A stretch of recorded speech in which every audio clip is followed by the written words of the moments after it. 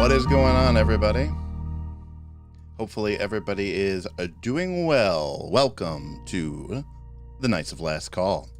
I got to admit, this week has gone by really quick. We had a live stream, a Patreon exclusive live stream Monday, and then we had our Rise of the Runelord game had to get postponed, so we ended up doing a bonus Q&A, and well, it's been a lot of streaming. That's the long and the short of it. So hopefully everybody is here. Everybody is doing well. Yeah. Hey, what's going on? So I see Ben's here. I see Damien's here. Of course. Thank you, Damien. Leog says he can catch this. Says he can catch this because of a 6 a.m. flight from Europe. Well, welcome. Glad you could join us, even if it is a bit early. It's pretty exciting. 30 spells one day. Well, if we can stay on target, if we can stay focused. Luckily, like I said, I have had the opportunity to speak to all of my patrons on Monday. I always have a lot of stuff that I like to cover. And I know a lot of my patrons are in the chat. And so getting that out of the way on Monday, answering a lot of those Q&A questions, and then having that bonus unexpected public YouTube Q&A on Tuesday due to the unexpected quick canceling of our Knights game there at the last minute means that I don't really have a whole lot to talk about. Hopefully I answered a lot of your questions. And I think we are going to be able to dig into it. So, what's going on? Walmart internet is going slow because Derek is blurry as F. Hopefully not. So the answer is, how many questions do I think we'll my goal is to get all of them done today. We started early. Again, 7 to 8 p.m. is our Rise of the Rune Lords game on Tuesdays. That's pretty much set in stone. But for these, I try to make it on till 7. We feel like that's a pretty good time. If we go a little bit later, it can run into the Critical Role folks, and I want to make sure everybody can take a look, although maybe you're not a Critical Role fan. Maybe you don't watch it. Walker, good evening. Anthony, thank you for the song. I do enjoy some of the songs in this Epidemic playlist, which of course is paid for by the wonderful Knights of Last Call Patreon. If you want to be a supporter of the show, if you want to join us fine folks as we debate everything from are hazards as fun as they want? Is Golarion actually a good world? Is the new Lost Omens travel guide going to be a waste of money, or is Derek just a horrible person with no taste? You want to join our Discord, you want to join our Patreon and get exclusive access to all that stuff. So there's a link in the doobly-doo thing down below. And you'll also find down there a link to our Stream Elements tip page. Super chats are appreciated if you want to show your appreciation for the show. We love those. Those are a lot of fun. But YouTube does take a big chunk of your donation. So if you can, and if you're willing to take the extra step, go ahead and use the link to our Stream Elements tip page in the description below, or you can type !tip, and that the chat bot should throw you a link to our tip page as well. We get 98.5% of that tip. So either is appreciated. We love you so much, but if you want to make your dollar go a little bit further, then that's the way to go. Walker, good evening. Michael Flanagan, good day. I don't know if you meant to say it like that, but good day. Ian, what's going on? Gur Forever, hello, welcome. Amber Phoenix, always good to see you in the chat as well. Should we debate the morality of owning Pokemon and forcing them to fight? It's pretty brutal. Oh, it is Thursday. It's Thursday night, and the time for ranking spells is just right. You do watch, well, see, so we are doing it for you, that we try to get this, we gotta try to get this, listen, you can't fight the ocean, okay? That's endless, vast, overwhelmingly powerful. It can't be stopped. So, Critical Role, we won't try to stop it. All right, well, yes, believe it or not, Damian Williams is not a bot. That's a real live person. Who is the sort of Knights of Last Call unofficial cheerleader. All right, well, we're gonna get into it.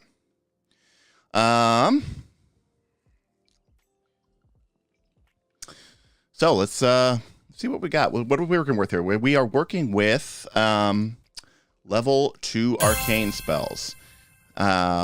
Hey, thanks, Walker. Walker tipped $5. Had a chance to look at the new Bone Shaker and Bone Spray second level spells yet? I think they're worth rating. Yeah, I did. I mean, obviously, it's spoiler alert. Couple of things. Number one, it's spoiler alert for the new quest for the Frozen Flame AP, which I don't know. Paizo sent us a preview copy because we're big dogs now, and we get preview copies of PDFs like 2 months after, it already came out. But we did get one. We get a free copy. But Bob, who's kind of our social media manager, is like, I'm not looking at it. I want to play this.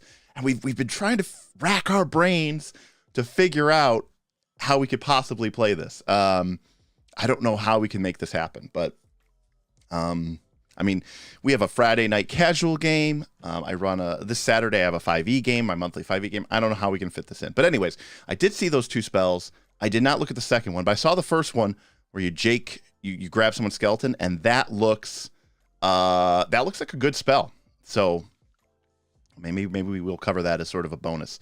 Evening, Steven. Yes, CM East reminding us that we did Iron Gut, which still feels like a D rank GM spell to me. I don't know. I think that's still pushing it. So if we take a look at our list here, you can see that level 2 so far has been performing pretty well. We've got about 30 spells left to go. So, we've done a lot, but not, a ton. Hey, thanks for the subscription, everyone. Ruin Smith, welcome to the nation.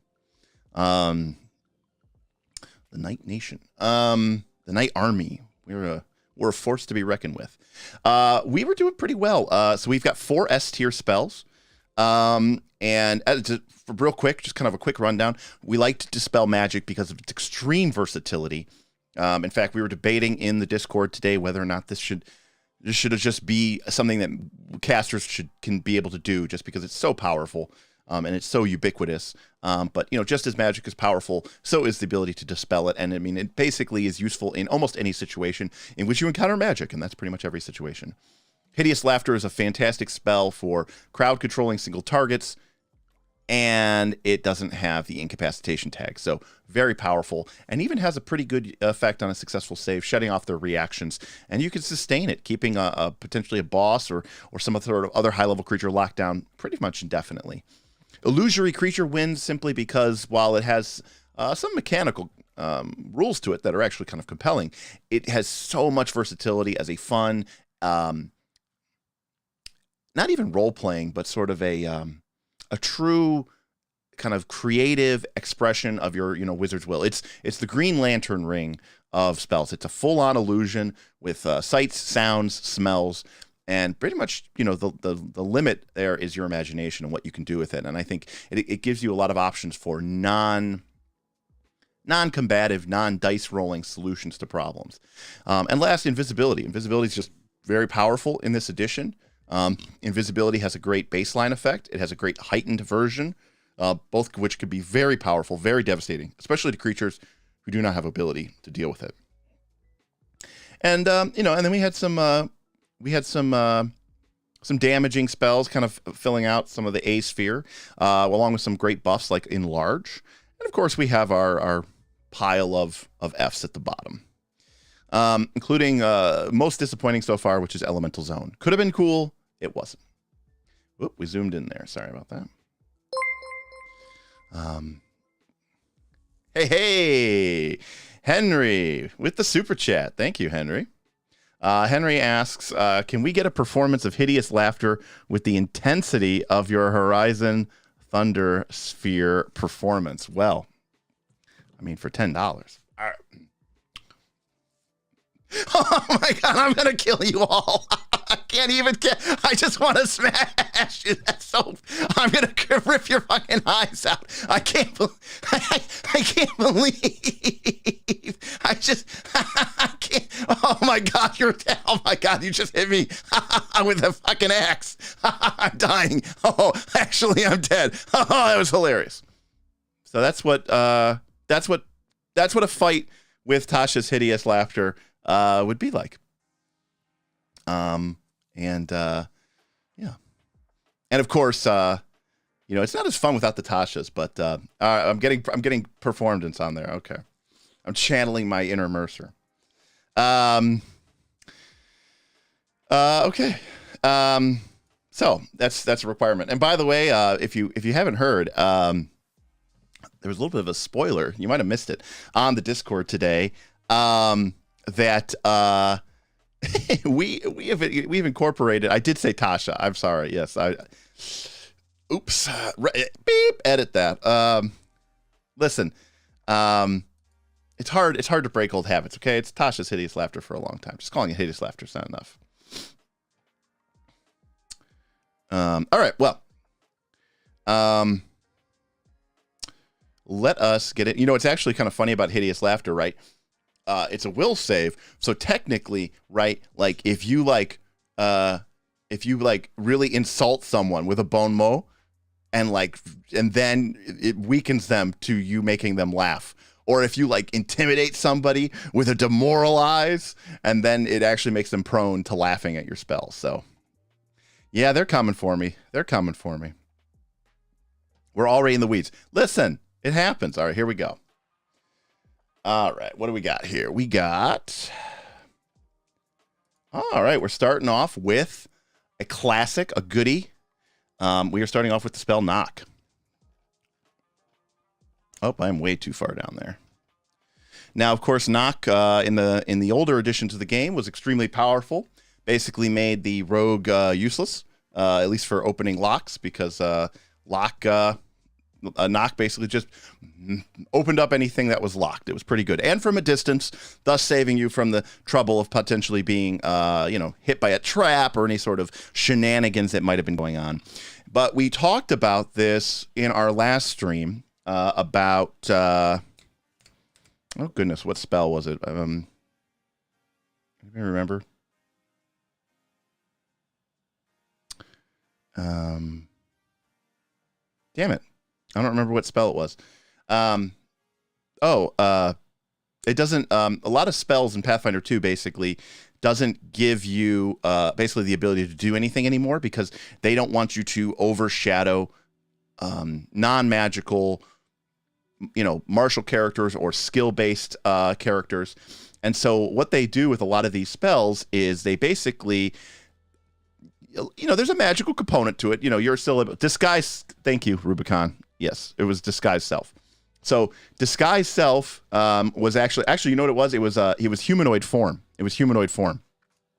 Yep, thank you. It was actually Disguise Self at level 1, but it was humanoid form that I was specifically thinking about, where basically you magically, not an illusion, that's Disguise Self. Humanoid form is an actual transmutation spell, polymorph effect. Your body, your face reshapes into whatever you're trying to disguise yourself as, and all it does is give you essentially expert training in disguise, meaning you're not as good as like a rogue with a good charisma at, who has a makeup kit at pretending to be an orc and looking like an orc as someone who magically transmutes to that.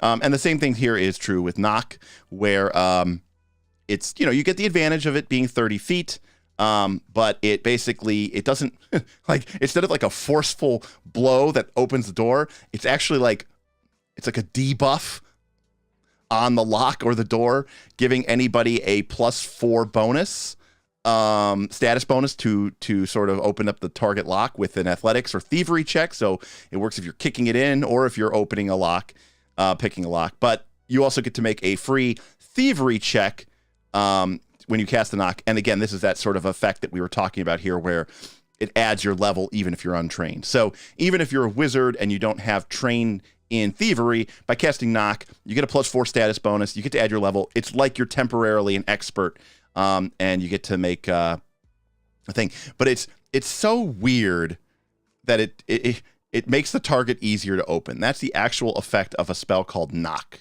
instead of this big like this magical concussive force that just blows the door open. I mean, I have to admit, it works elegantly. I agree with Quagmire.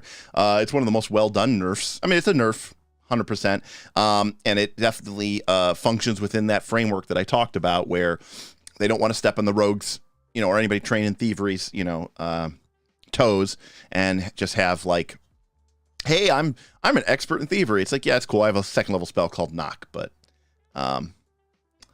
So Amber says, not saying it's mechanically weak, but it's flavor weak sauce, so it's unmatched. I agree. I think the spell works. I think it's fine. I think it is a +4 bonus. It lasts for a minute, giving you plenty of opportunities to interact with it. And I am probably going to go with a solid B for this spell.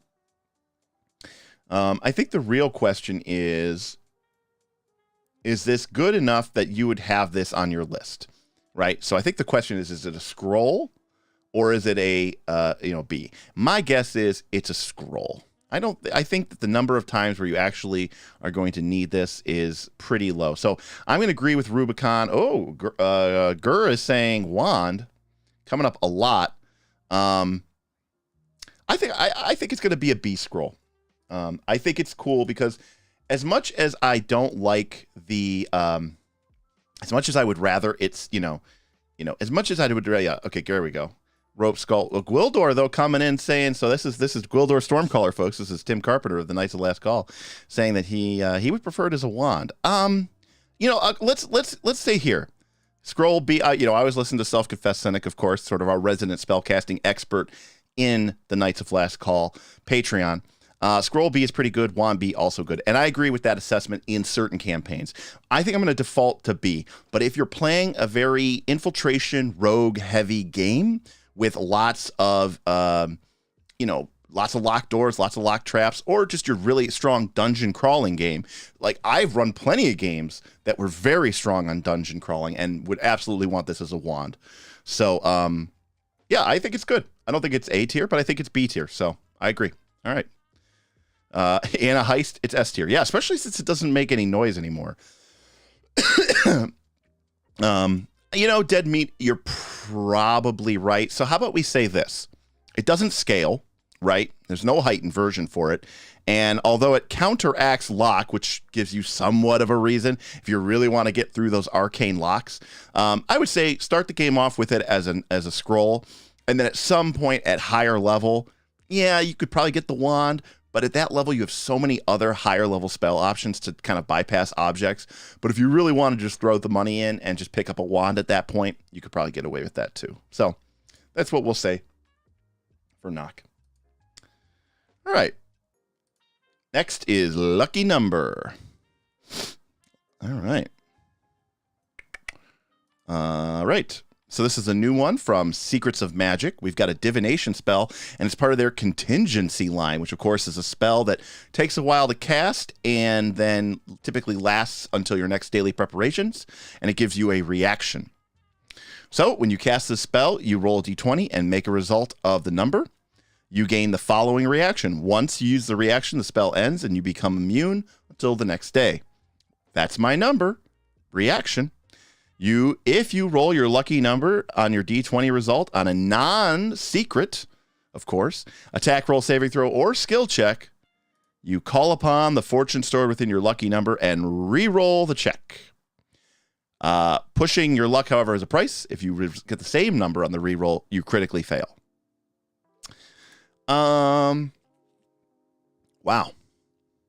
So, okay, for starters, so if this is kind of bad because, okay, number one, it's only your checks, so it's only attack rolls, saving throws, and skill checks. So number two, you get to re-roll it, so it's only good if you roll a low number, right? Like if I roll in the beginning of the day an 18, well, I'm never gonna re-roll an 18. So like if I roll like a 10 or an 11 or a 12, that's, if you roll high, you'll never use it. And then even if you do roll low, it still has to come up exactly that number. That's pretty bad, right? Like that's really bad, I think. So also, you roll your lucky number as a result. Technically, it doesn't even say whether you know if you succeed or not. I think this is, it's a cool concept, right? Like it's like a D, right? So Rubicon says D. I thought it was a straight substitute. That would be very cool. Yeah. Or I like what AK is saying here. It would be cool if it increased the degree of sex. So again, it's an interesting concept, but it doesn't like, work the way it is supposed to. I don't know. I think this spell's bad. Does it fail completely? No, but it's pretty bad. So I'm gonna put it in D. Sorry, I don't. I mean, so Luke is saying maybe a wand because you could repeat it for free, but like, let's be honest with ourselves. Like, I don't. Yeah, I don't think it's very good. No, Jacob. It lasts all day. It takes 10 minutes to cast. I'm giving it a D because, again, 50% of the time, 50% of the time it does nothing. Yeah, all right. I can't get behind that. Sorry. I can't get behind a spell that 50% of the time it just does nothing. Okay. Jacob is understanding now that the spell is even worse, maybe, than he thought it was. So, by the way, Jacob is a new member of the Knights of Last Call Patreon. Thank you, Jacob, for joining. Gwildor got it right. 50% of the time, it gives you a 5% chance of a reroll. That, nailed it. All right, there we go. Exactly, Quagmire. You are quite welcome, Jacob, for all the wonderful content, and thank you for being a loyal viewer of our channel from way back, all the way back in the beginning. So happy to have you. All right. Self-confessed cynic, would you expect Gwildor not to get it? Of course he gets it. All right, moving on. All right, Magic Mouth. We already know that this is one of those really fun, cool, flavorful spells, which I like in the game, but don't really serve a whole lot of purpose. So we've got an illusion, visual, auditory. It's duration unlimited, range touch, one creature. You set up a trigger, and it speaks the message for 25 words.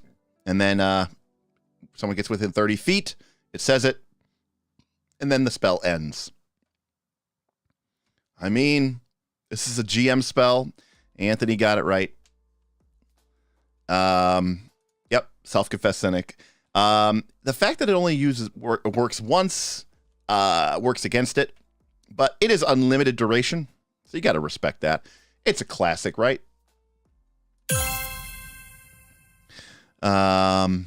William Brandis tipped $10. Did first miss anything good in the preamble rant? No. Actually, we didn't really have much of a rant. The rant was, this is my third live stream this week, so I don't have a whole lot to say. Let's get into the spells.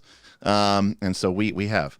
I'm gonna go with Ben here. I'm giving this the upgrade because of the unlimited duration. It's a classic spell, and it's fun, and it's definitely a GM spell.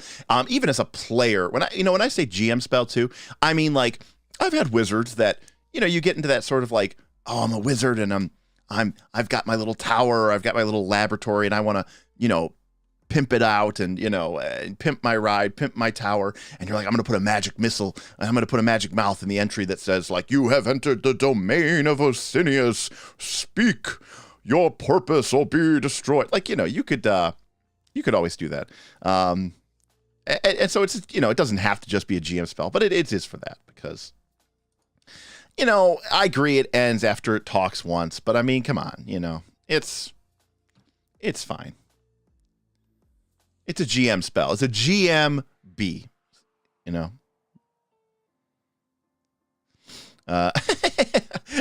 Iodine says, can't even make a primitive computer with it. D for disappointment. Yeah. So very cool. Classic spell, but again, definitely a GM spell for sure. What the hell happened here?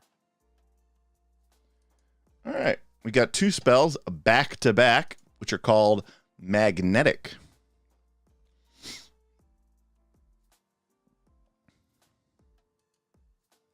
All right, we got magnetic attraction and we got magnetic repulsion. I agree, Kevin, that getting a wand of this would be good for like that kind of trolling not magnetic attraction, but magic mouth. Because you just every day, just make for fun, just make magic mouths randomly, you know, just as you walk around the town or as you walk around the countryside and just, you know, scare the hell out of people. All right, so we've got 2 spells that are coming out of Secrets of Magic. We got Magnetic Attraction is up first. It's an arcane and primal spell, 2 actions, 60-foot range. Yikes, targeting 10 metal objects with total bulk of 1 or less. So this automatically fails. What does it fail, folks? Total bulk, 1 or less. What does it fail? You already know. You already know. It fails, of course, the Gnomish Flick Mace test. If a spell cannot affect the Gnomish Flick Mace, what are we doing here? All right, Amber Phoenix got it.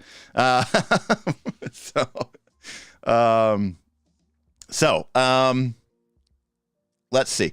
You adjust your magnetic polarity. That doesn't really make sense, but it's magic. We'll go with that. Anthony, light bulk is a thing. Light bulk is 1/10 of a bulk. So this could essentially target 10 light bulks. Rope Mimic, I hope they are. And they do a lot of damage. You basically target people's daggers and coins, and they fly at you. And you can catch them, or you can drop them. Or you can make an object, and this is a weird spell. I mean, obviously it has no real combat potential. I mean, obviously you can make disarm checks, but it's still a disarm check, which means it's very unlikely to actually disarm them. In fact, you're just making a spell attack roll instead of an athletics check. And because spell attack rolls can't receive item bonuses the way athletics check has, this is even less likely to critically hit or critically succeed on the disarm check, meaning to actually disarm them. So let's completely forget about that. The advantage of this spell is to do cool little magical manipulation of little metal objects. And even then it will stick for 1 minute, and it's 1 bulk or less. So it's not enough to actually like move something big like a bridge or something, or a big metal cable. You're talking about coins, keys, things like that. This is a wonky spell that doesn't really deserve, I think, our time and attention. Total entropy, it's not a good looting spell. It can only target 10 coins. That is pretty terrible.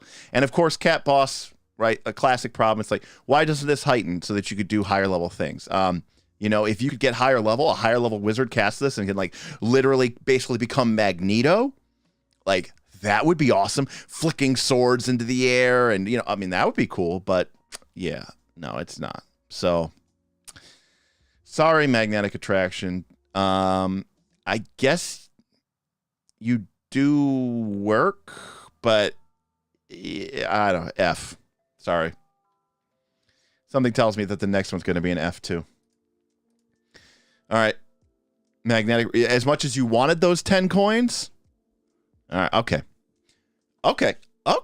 This is different. This is a 1 minute spell targeting you for 2 actions. Metal objects jump and shudder away from you with magnetic repulsion.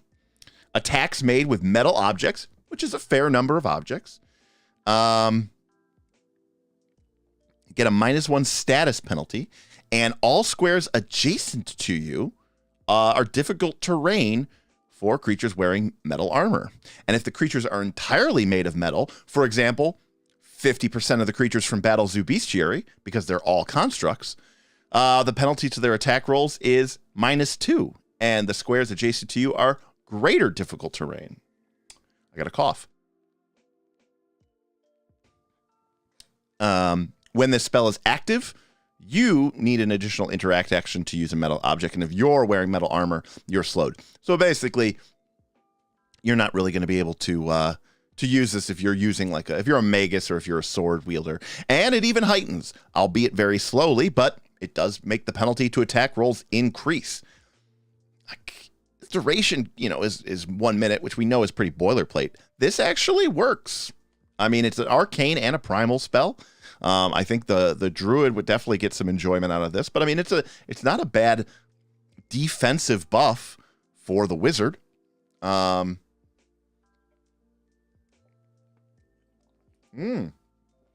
East with a good point. This would be nice for a staff magus. I like this spell as well, Ben. Damien is saying a B. And I mean, Kat, I think the reason why they put all this stuff in here about the metal armor and the fact that if you're using a metal weapon, it's bad, but because they wanted to sort of limit how useful it could be. But something like a lightly armored, not wearing metal armor magus could be very effective. And I am going to tend to believe that it is I'm going to tend to believe it's probably a C as well. Although I could see a B. What do we got? Ben says it's a C. Damien says it's a B.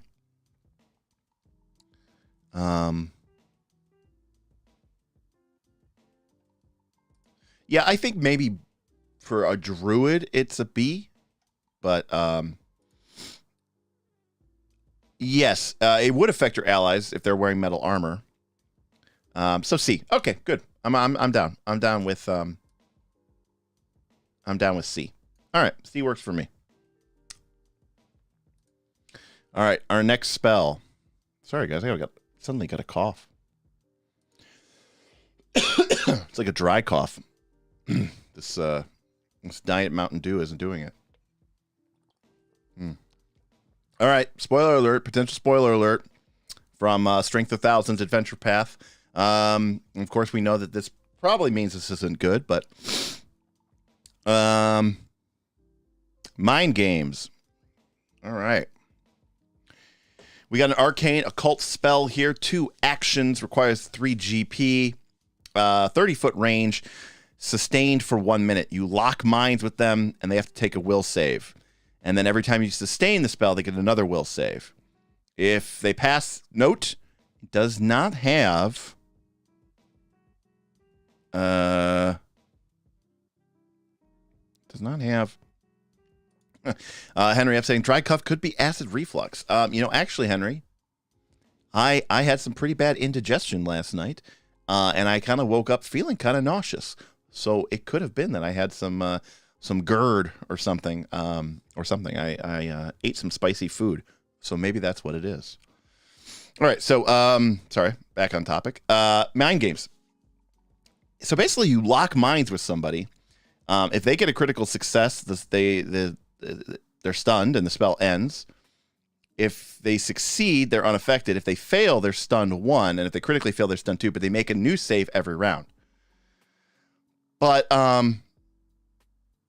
it's interesting. So I wonder. My first thought is, as Ruin Smith says here, is it feels okay, but it does feel like a worse, hideous laughter. So that is, I mean, it's not like a huge difference here. But the fact that you could potentially end up stunned 1.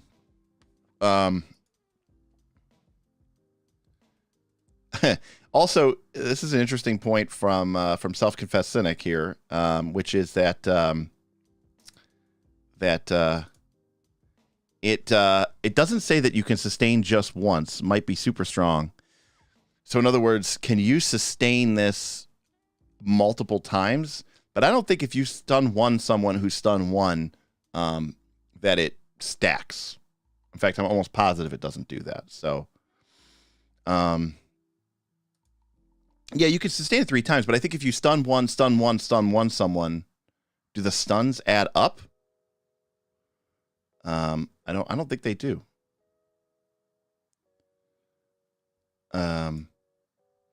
So I don't know. I think this is, Ruinsmith, what it was is that there are some spells that now they went back and specifically said, like Flaming Sphere, now specifically says that you can only sustain it once per round. So it's actually not a rule that technically applies to everything.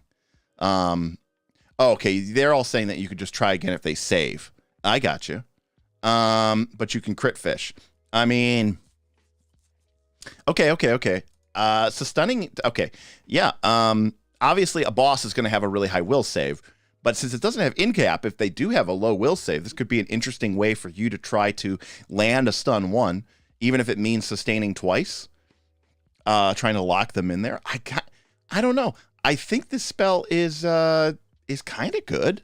I mean, it's definitely flavorful. I don't like the name per se, Mind Games. It feels kind of silly. I mean, the material component cost is a 3 GP game piece, so like, you know, you're like, I guess playing a game in the mind. But I mean, for me, it's more of just like, you know, like a Professor X versus some powerful psychic entity, and you're just like locked in, you know, focused against them. No, it's a focus. So I don't think it's a material component. I don't think you need the 3 GP. It ain't slow, but it ain't bad. I agree. I kind of like this spell. I think it's a B. It could even be an A. But I we'll see. I don't know. Maybe some people need to try this out. You know, I agree with if this. I think the sustain fail fishing is a thing. And, you know, yeah, I mean, Luke's got it right. I mean, if you're using this against the right type of monster, I mean, right, when you're outnumbering an enemy and you know, the party has 12 actions and the enemy has 3 or 6, if there's 2 of them, if you're trading even, you know, 2 for 1, you're doing pretty well. Yeah, I think the problem here, Kevin, is that, you know, you know, there is that chance that you could just do nothing, right? Like, at least with the Tashas, you know. Also, the other thing about the Tashas is once they fail that initial save, they're locked in. You know, they can't break out of it if you continue to sustain it. Whereas with this game, with this spell, you're like, oh, cool, I stunned them on round 1, but then on round 2, it might do nothing, right? So you end up putting a lot of actions into the sustain, and you might not get that effect. At least with the initial one. With the Tashas, it's like if it lands, and then you're good. Could be an A at higher levels because of free sustain from the various feats. No. It's definitely not an S. I think the question is whether or not it's an A. I mean, the range is pretty short. Yeah, Jacob, you certainly can sustain a spell. It's 1 action. Of course, but if I sustain a spell and I have 2 actions left, I could cast another spell. I could sustain a spell, move, and then use my 3rd and final action to maybe cast a 1-action spell. So, and that's a good point too, Henry. Right? You're pushing yourself into a situation where at least with Tasha, or not Tasha's, but with Hideous Laughter, you could you know, cast a spell. But the short range hurts. I'm going to leave it at B. Pending examination, right? This is a pretty new spell coming out of the Strength of Thousands adventure path. So I don't think anybody, I mean, yeah, Kat, we are all ignoring the potential back loss that they critically succeed, you're stunned and the spell fails, and you know. But to be honest with you, you cast the spell, I mean, yeah, it's bad, but we'll just ignore that. So we're going to keep it at B, and you know, we'll play around with it. We'll see, you know, maybe we'll get through all of these, and you know, after another campaign or 2, and with the work of the Discord, we'll sort of build a master list eventually. And hey, thank you, Wayne. Appreciate it. Appreciate your super chat. Thank you very kindly. Yeah, the what was I going with this? Oh, right. We'll see if maybe this spell does outperform. But you know, it could outperform. Rubicon, yes, that is a good point. Derek Hero points the spell is crazy. Damien, I will agree with you. Like, if you could find the low will save target for this spell that is like a level or 2 higher than you, this is a chef's kiss. So, all right. Now we shit on Blur. There, you know, I can't remember who it was, but we had somebody who was vociferously defending Blur. But there was sort of a talk about whether Blur or Mirror Image was sort of the better level 2 self-defense buff spell. Ben A tipped $5. I have nothing to add. Carry on. Okay, wonderful. We will do that. Thank you. Thank you, Ben A, for the tip, and I will certainly carry on. Here we go. Mirror image. So this is sure to be some debate, but historically, mirror image has been a fantastic spell. It's a great defensive spell for all time. Finn tipped $10. This message is retracted because a different creature entered this space 5 minutes ago against the GM's best intentions and magic mouth ended. Okay. See, that's some real emergent play, right? Like as a GM, you are so bound to the dice that you make a magic mouth, but then you like roll a die to see if like one of your randoming monsters accidentally walked past the magic mouth, and then by the time the party gets there, instead of like this massive plot exposition moment, you're like, nothing happened. And then like the wizard's like, can I cast detect magic? Can I make an arcana check? And you're like, you see remnants that there may have been a magic mouth spell cast here, but apparently it recently deployed and whatever message it had to give you has been lost. Okay. That being said, in my campaign, I would totally allow someone to make an Arcana check to try to recreate like one of those forensic CSIs. Can you enhance the image to try to like pull back the magic mouth message from the ether and sort of reconstruct the magical sound matrix so they could sort of hear maybe bits and pieces or at least the last several words of that magic mouth message. I would totally do that. But I might make you like, I don't know, become drained one or something. For doing that. Okay, so mirror image. We've got an illusion spell. It is self-targeting only. It lasts for 1 minute, so it's a 1 fight defensive buff. It is a visual illusion, which is important to note. And you get 3 illusions. William Brandis tipped $20. Sorry boys, I'm pooped. Need to get my strength for game night. Have fun all. Well, thank you, William Brandis. We appreciate the tip. And, of course, William Brandis is taking a siesta in preparation for tomorrow, Friday, the sort of Knights of Last Call's personal game, where not all of the Knights of Last Call, but myself, Bob, Mr. William Brandis, play games at in person with ourselves. No cameras, no recording. And this is where I get a chance to play Pathfinder 2. After several TPKs in a row, we have sort of remade a new version of Pathfinder 2, and William Brandis has sort of put in a lot of work, created a 70-page, 80-page mini campaign setting plus system document that we are sort of playtesting, that sort of changes some of the baseline assumptions of Pathfinder 2 to create a different experience than traditional Pathfinder 2, and we are going to be exploring that and playing around with that. And I believe the plan is to release it to our patrons. So just something to say thank you. Anyways, so you get 3 images here for mirror image, and anybody who would attack you might hit one of those images instead. An attack that would hit you has a chance to hit one of your images. If all 3 images remain, there is a 1 in 4 chance of hitting you, obviously. And of course, we get into all these funny probabilistic stuff. So, good. It could absorb 3 attacks, but again, as you know, you still have a 25% chance of being hit, and then a 33%, and then eventually a 50-50. If an image is hit, it is destroyed.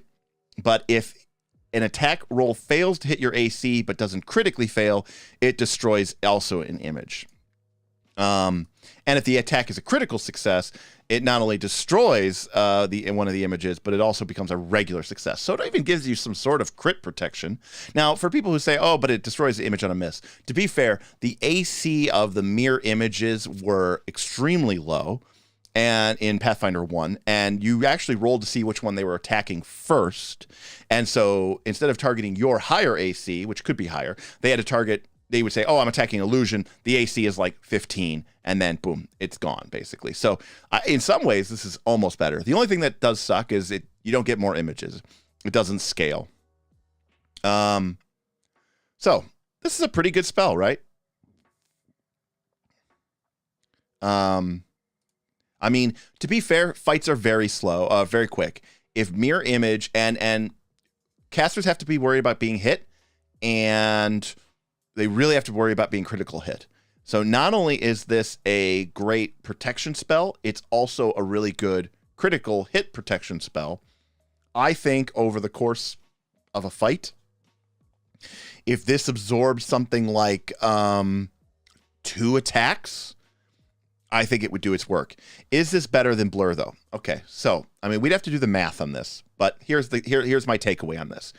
If you were fighting, let's say, 4 or 6 lower level monsters, right, then Mirror Image would be not as good, because even if they miss you, they're destroying a mirror image. So, and they're making so many more attacks. Whereas if a single boss monster uses one of its precious actions to attack you, or like 2 monsters that are equal to the party's level attack you, then if they waste that attack because it gets absorbed by a mirror image, I think that is a huge win. Timothy says, does this work against Trip? It does say attack. Trip has the attack tag or trait, or trag, as we sometimes say here. And so I would say, yes, it does. Because it doesn't say specifically strike. It just says attack.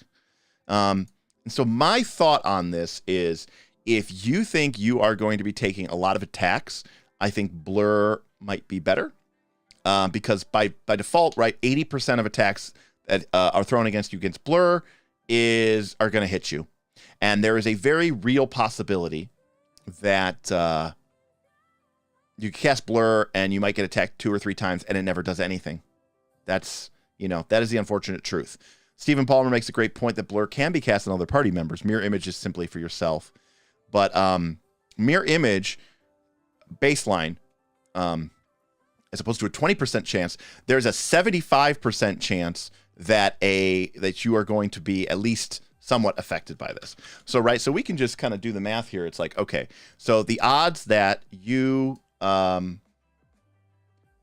get affected by an attack are 25%, right? So the odds that that you get hit, the odds that it misses you are 75%. And then on the next attack, you have a 33% chance of it hitting you. So the odds that you're going to be, that they're going to miss is 66%. So the odds that this thing will basically absorb 2 attacks in a row is 50%. That's pretty good.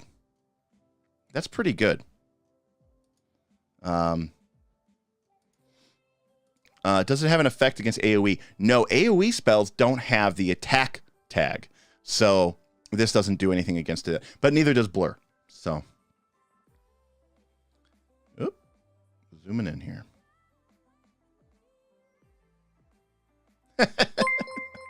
Self-confessed cynic says, the Night's the Last Call, the only Pathfinder 2nd edition stream where the calculators literally come out. Listen, the math is important. So here's my general take on it. This is a great defensive spell.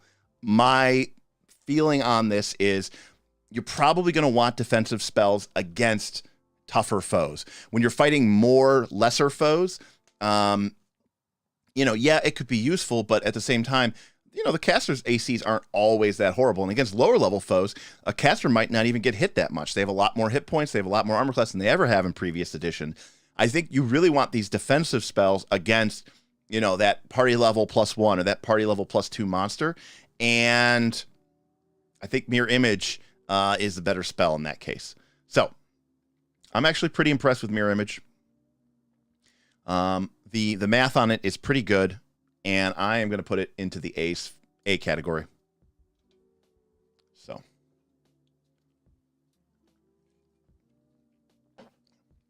And I mean, I think AK just summed it up here. I mean, the first attack of a boss against a wizard is going to crit, destroy an image, and deal normal damage. I don't know. I think that's good, like maybe an A. I agree. I mean, if that's what the spell does, and then let's play this out. You use 2 spell slots and a level 2 spell. The boss comes in, for some odd reason, it gets a breakaway. It breaks away from the fighter, it breaks away from the barbarian. It makes one action to stride over to the wizard or the sorcerer or whoever the caster is. Second action, the boss makes an attack. No map penalty. Boom, it's a critical hit, because of course it is, right? There is a 75% chance that it will hit one of your mirror images, blow that out, and then reduce it to a regular hit on you. You're hurt, but you're not dead. You're not dying. In fact, you're probably reasonably okay. So then the boss makes a map attack against you with its third action. Probably also likely to hit. Maybe not critical hit, but probably going to hit. And then it has a 66% chance of just hitting one of your images and doing nothing.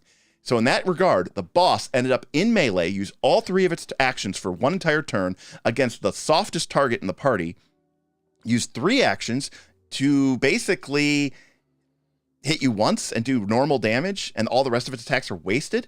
And then you still have one mirror image, giving you at least a 50% chance that its next attack against you might also be reduced. And that's already better than almost any other defensive buff in the game. So, yeah, I think it's pretty good. So the math checks out. And then and like I said, the fact that it works against anything with the attack tag also is very nice. So, yeah, we're talking about strikes here. That's what we're really worried about. In a lot of situations, a normal attack against a spellcaster is like from a big boss type monster, not even party level +3, by the way, like, party level +1, party level +2. The first attack is going to probably hit, most assuredly hit a spellcaster, maybe definitely crit.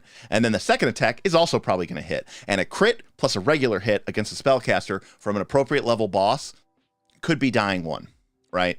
And that's what we're trying to avoid here. So I just think it's a given.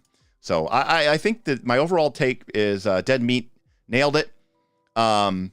Yep. Mirror Image is best against fewer creatures, while Blur is better for longer battles and a large number of enemies. And just because of the nature of the game, a severe fight, say, versus 2 level +1 monsters, which are 60 XP apiece, that's 120 experience points. That fight will probably always take less time than a fight against 6 20 XP monsters, which are party level -2, because people have to move and stride like you're just going to eat up more time. A fight like that is always going to take 5 or 6 or 7 rounds, just because there's more wasted time moving around and running around trying to get into position and all that other stuff. And then that's when Blur is probably going to come, much more in handy. I agree with that. And against those lower level foes, you're not as worried about that critical hit protection. And so I think Blur is better. But to be fair, if you look at most APs, if you look at most people's home games, the number of fights in those books that are, you're fighting 6, it's a severe fight and it's got 6 or 7 or 8 monsters, are pretty low. That's something like I do a lot because I like using lower level monsters and more of them. A lot of APs tend to rely on party level equals monster level equals party level, or party level +1 or party level +2, with maybe like 2 little lackey monsters to sort of round out the fight, or just one big bad type, hey, it's a moderate fight. It's only 80 XP, but it's one monster that's party level +2. So, the best condition is dead or slowed 1. What about slowed 2? All right, moving on. Misdirection. Misdirection's a classic sort of kind of more of a GM spell, honestly, but I mean, sometimes it can be a party thing, but it's more of a flavor spell. That's what I was going for. You reshape magic auras to resemble one. You designate one target as a primary target and the other one as a secondary target, and effects that would detect auras on the primary target and instead accept target auras from the secondary target. A creature reading the aura can attempt to disbelieve the illusion. You can dismiss the spell from up to a mile away. Well, how convenient that I can dismiss this spell from a mile away. What a weird thing to add on here. Why is this here? Why is that range important? Why am I dismissing this spell? And why does it need to be a mile away? Are there any other limitations on how far away? Do you have to be within range normally to cast the spell? Here's the thing. This is obviously a GM spell, and I see GMA. Here's the thing.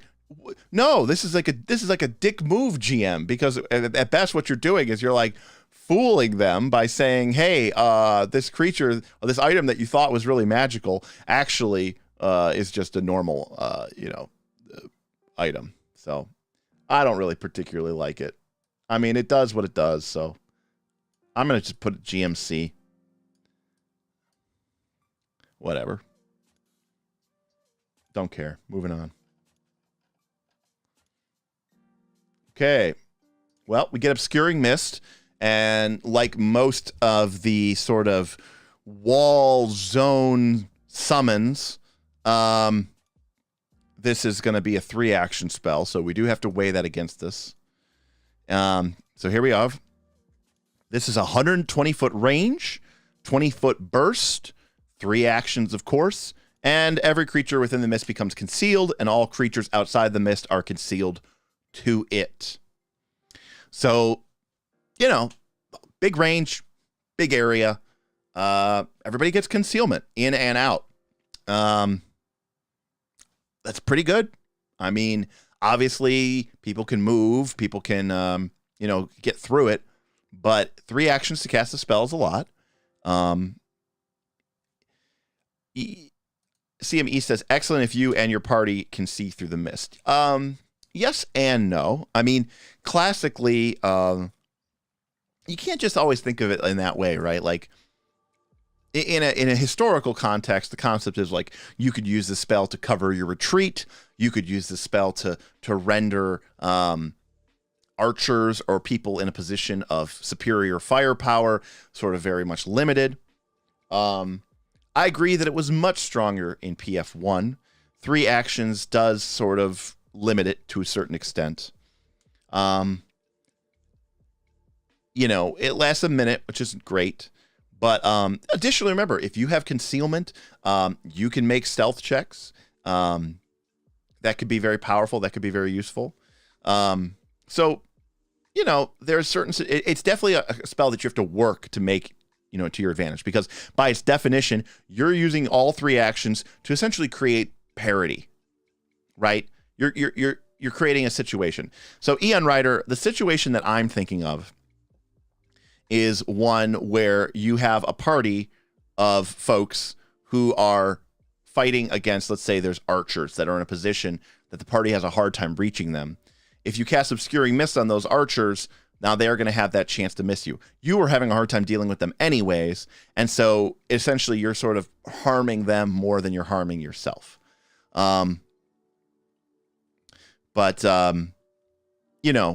It's still a hard spell to get right.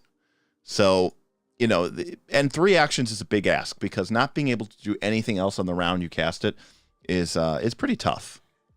Notice this says you can dismiss the cloud, but it doesn't say that you can do it from a mile away. So I actually don't know what the rules are for that, but I don't. Do you have to be within range of the effect normally to thing? So the thing about Blur, Domble, is Blur doesn't give you a 20% miss chance on everybody you're attacking. This more or less does. The other thing, too, is potentially this is more of a thing that depends on your GM. While within concealment, you can use stealth. You could potentially use avoid notice. So if you had a situation where there was some sort of courtyard and the party had to cross it, or there was some sort of area or zone that you needed to get through using stealth, you could summon Obscuring Mist, and then everybody, the rogue goes and makes a stealth check or uses avoid notice, and everybody else follows expert, and they could theoretically sneak through that area using stealth because they have concealment. So I do think that there is something to be said about that. But I'm going to agree with self-confessed cynic here, who says that they've seen Obscuring Mist go badly for the teams, actually making it harder instead of easier. I think the idea is that you're ignoring them, right? Or that you need time to make an escape or get away. Again, it's a little wonky. It's a better spell in a more combat as war game. In a combat as sport game, it's not as good. So it's going to be a C. I wouldn't fault you for taking it, but it's not fantastic, right?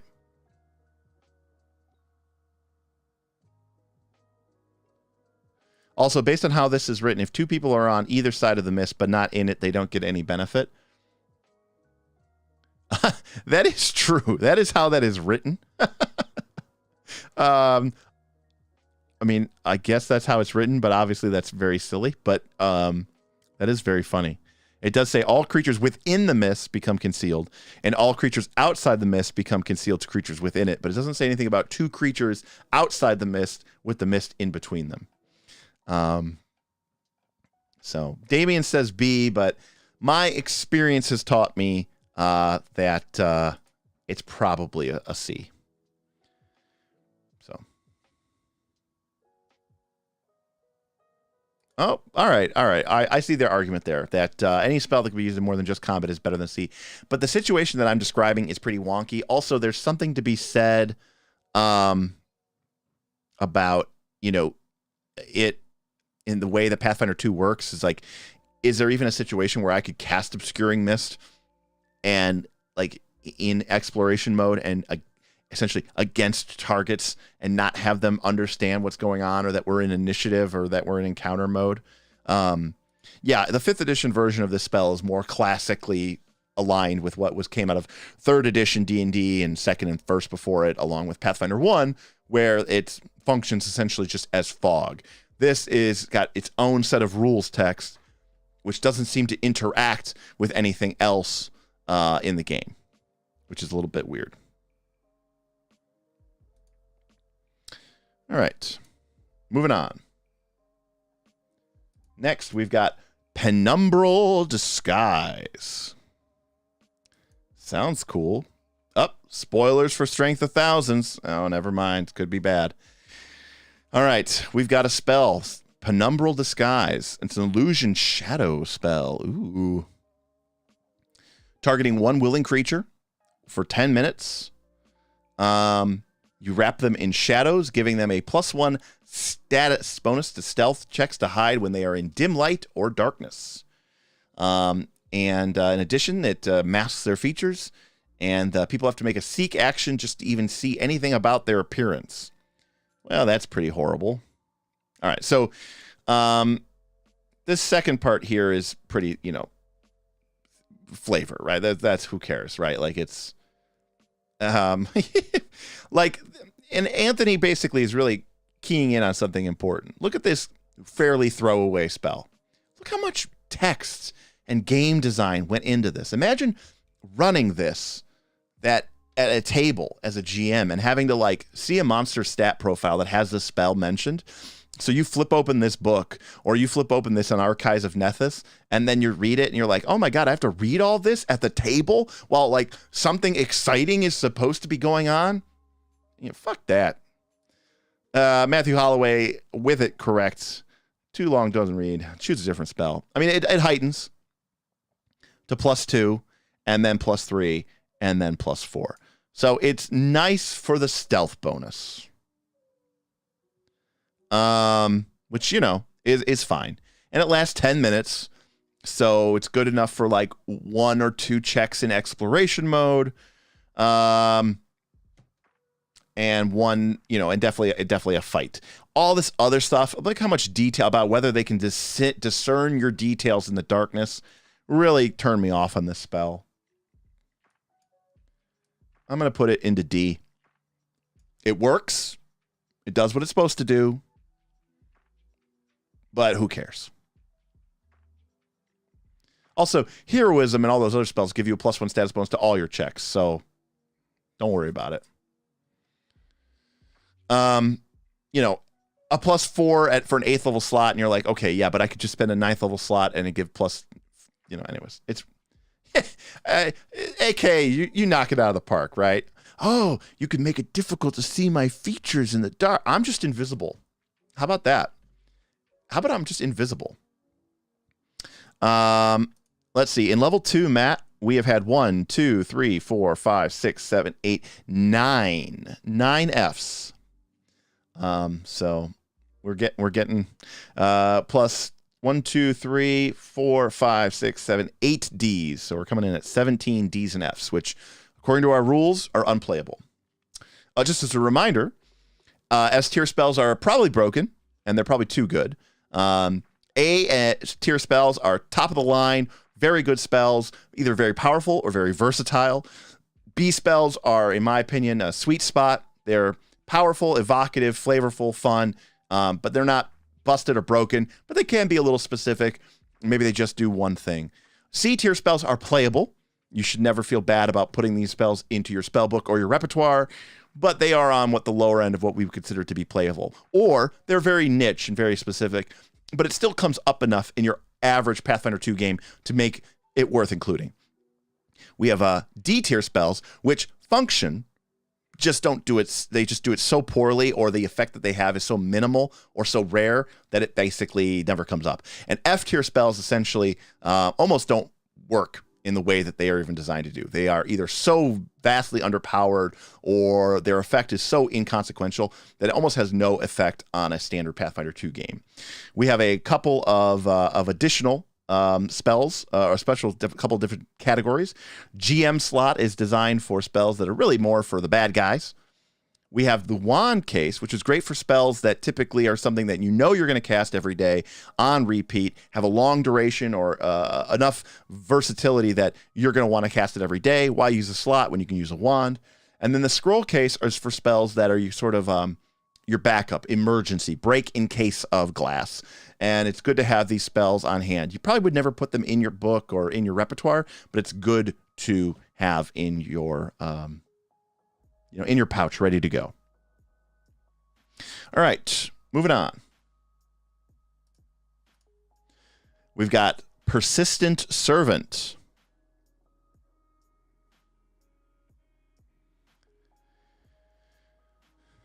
It's your break in case of glass.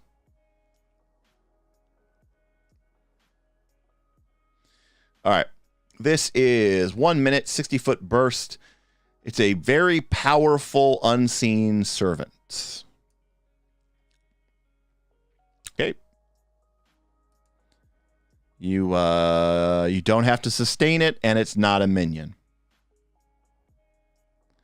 And it has to be a basic instruction that it performs over and over again. So this is just a pure flavor spell.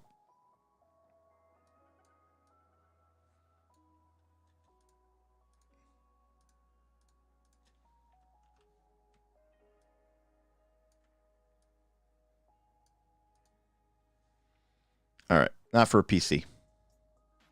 And writer, got it right. F tier.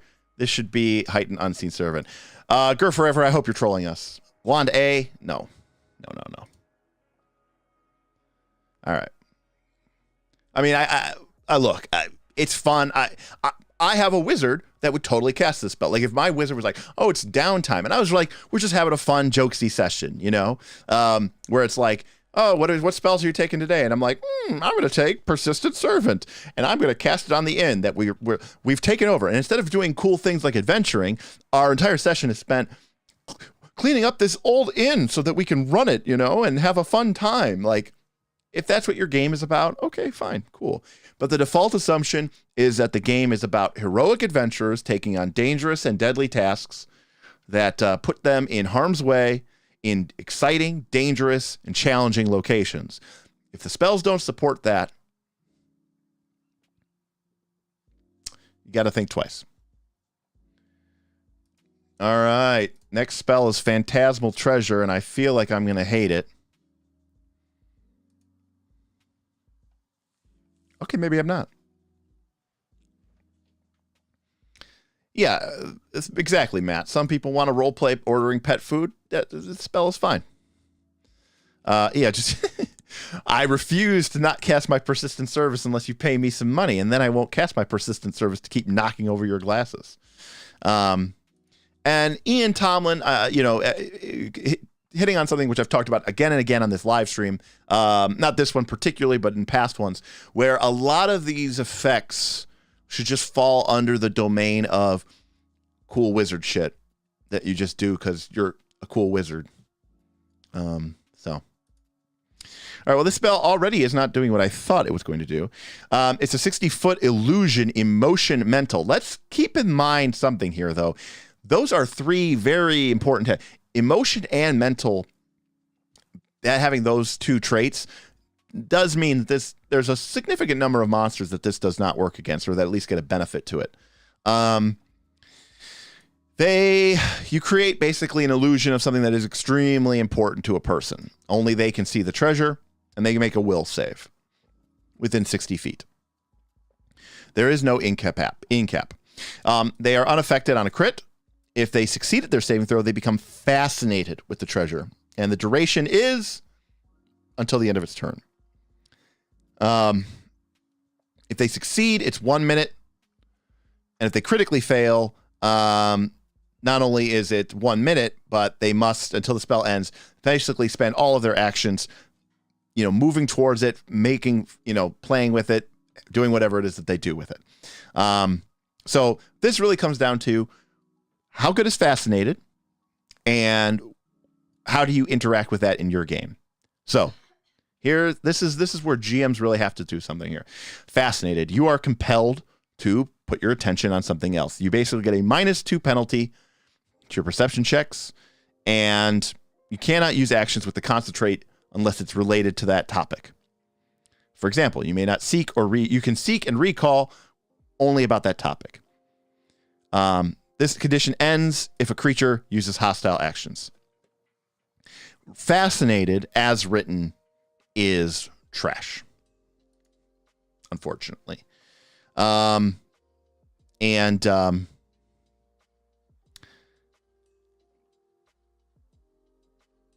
So, okay, fair enough. It can mess with spellcasters. But keep in mind that it's still pretty bad. Especially because it's a -2 status penalty. Now, here's the problem in my games, historically, in Pathfinder 1, I was always far more generous with Fascination. I grew up playing the massively multiplayer online role-playing game EverQuest, and I played a type of wizard or a type of caster called an enchanter, who was basically like an illusionist / enchanter from a D&D game. And in that game, you could take a monster and fascinate them or lull them. And basically what it would mean is, as long as you weren't in a fight, they weren't going to do anything. They were just going to kind of stand around and sort of look at nothing. And I always used to play Fascinated in Pathfinder 1 in that regard, or in that way, to make it something that, these creatures, essentially, as long as you didn't mess with them, you could almost just sort of walk by them. That's not how they work, rules as written. So because it's not how they're written, rules as written, this spell really doesn't do a whole lot. So it's going to go into our F tier. Yes, Fascinate as written is not fascinating. Indeed, it's not. So it's not a lull. And I think it would be cool if it was. But I think that would be, one of those situations where they would feel like people would, totally maybe abuse it, which is probably why they have to do it. So, we're getting some strong disagreement here. No way, it's F. I would love to. Ian says D for messing with. Okay, all right. I'll buy that. You know what? It does fascination, so we got to give it credit for that. It does fascination. No, Damien, it only eats actions on a critically fail. Failure is just 1 minute. Yeah. So, in my version of the game, there would be things like lulls. And by the way, that's very different from Mez's. And the game does have a mesmerization effect in calm emotions, but they don't really have the lull effect. So we'll go with D because it does have, again, it does provide this effect. I just don't think it's a very good effect. And at least fascination isn't completely horribly terrible like deafness is. All right. Moving on.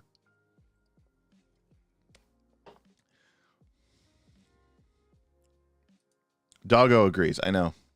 I should close my office. All right, where are we at? We got a lot of phantoms. We have the Phantasmal treasure. Now we have the Phantasmal Crowd.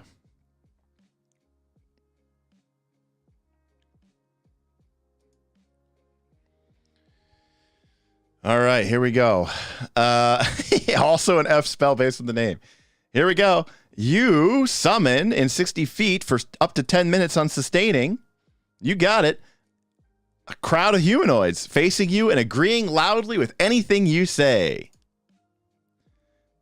The crowd, it's a 10-foot square, so that's 2 by 2 squares. The crowd is difficult terrain for anyone who hasn't disbelieved the illusion. When you spend one or more actions to cast a composition spell or to perform an activity that includes a performance check, then you get to sustain it automatically. This spell is not great. 10-foot square, 4 people is not a crowd. Again, what is this spell doing? Why don't we just have a generic illusion spell and you can do illusion things? I don't even think that this is a GM spell, CM East. I'm inclined to believe with Jason here, and I think the spell is an F. It's a bard spell, and I wouldn't even take this as a bard. It's a flavor spell, but it shouldn't even be in the game. So, it should just be something that they do, and, it's just kind of like, again, it's just like Persistent Servant, right? It's just like Persistent Servant, where it's like, okay, if you want to have fun being like, I'm going to have my Fantasia moment, and I'm going to make the mops sing and dance and clean up the then that's fine. That's cool. Like, if that's how you want to play your game, if erasing the spell slot on your sheet and then being like, guys, the mops come to life and they start cleaning up the room for us. If that is fun for you, and I could see where it could be fun for you, by all means. But the core Pathfinder 2 experience is not about that. And because that doesn't really have a lot of mechanical impact on the game, I argue that you shouldn't even be having to use spell slots to do it. And I think this is a waste of print space to even put this in the game. So spells like this actually upset me. Okay.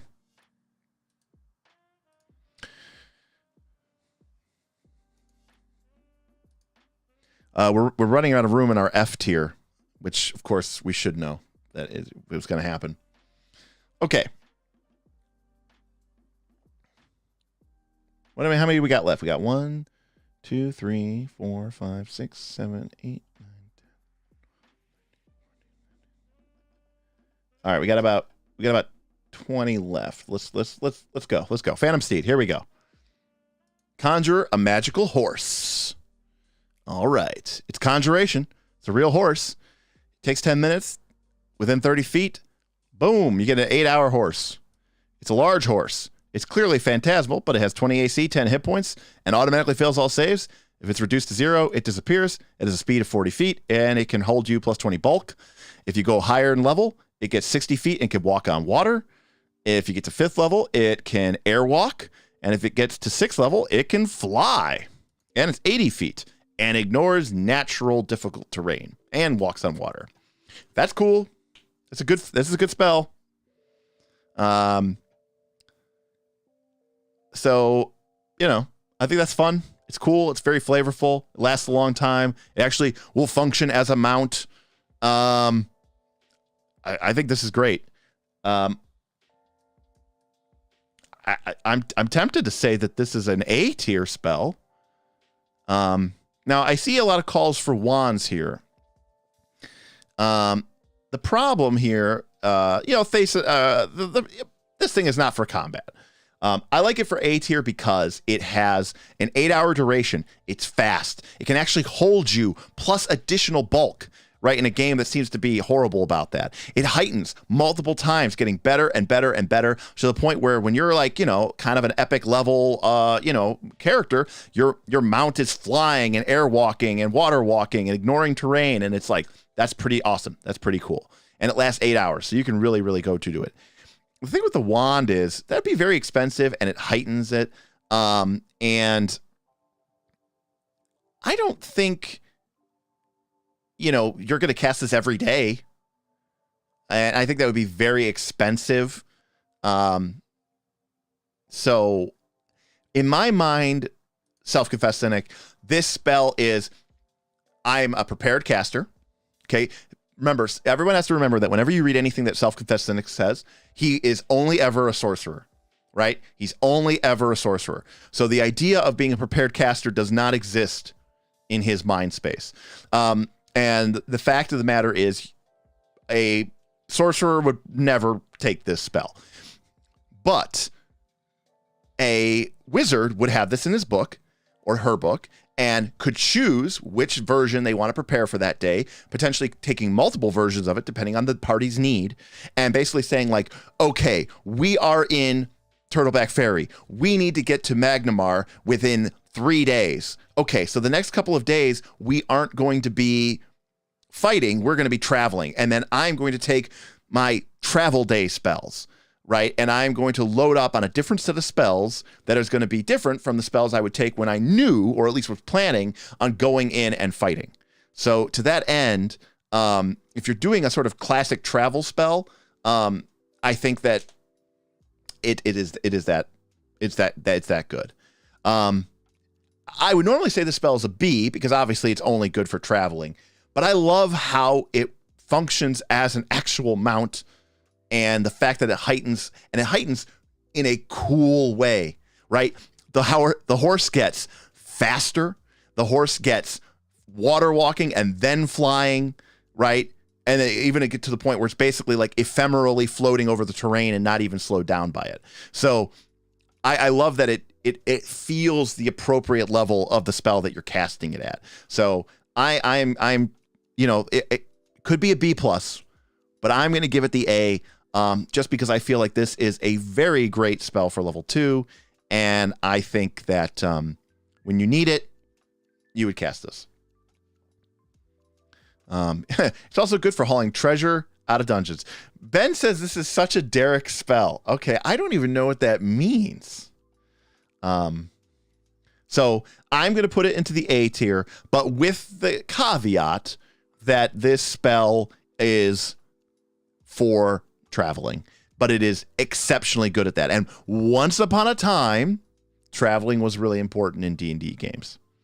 And I agree, Ian, that spells like this that heighten are also better prepared. I would say this spell for a repertoire caster is probably like a B scroll or something like that. So yeah. All right. I mean, the reason why it has all these weaknesses is so that like the caster doesn't cast it and then just ride that through the dungeon and then just have this like, oh yeah, I've got speed 80 and airwalk and water walk. And, I'm basically getting all the benefits of those spells without having to actually do anything. Right. Yeah. I mean, Gwildor makes a great point. In our Dark of Winter campaign that I'm going to be playing in tomorrow, our Pathfinder 2 game, the one that I told you sort of a change up, there's a lot of overland travel.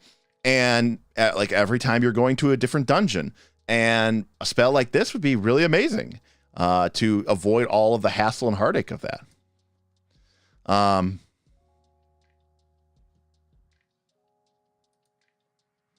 Domble says, if half of all casters would never take a spell, how high can you rank it? All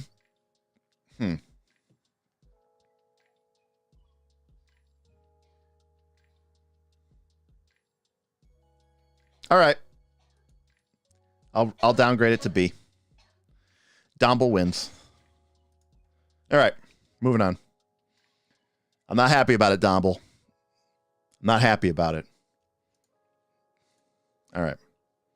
But I can concede when I'm wrong, and I'm just excited. All right. Anyways. All right. Moving on. Radiant Field.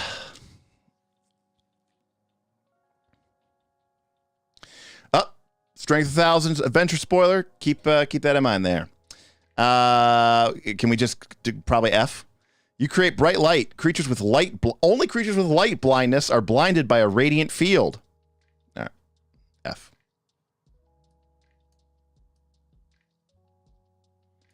This spell's horrible.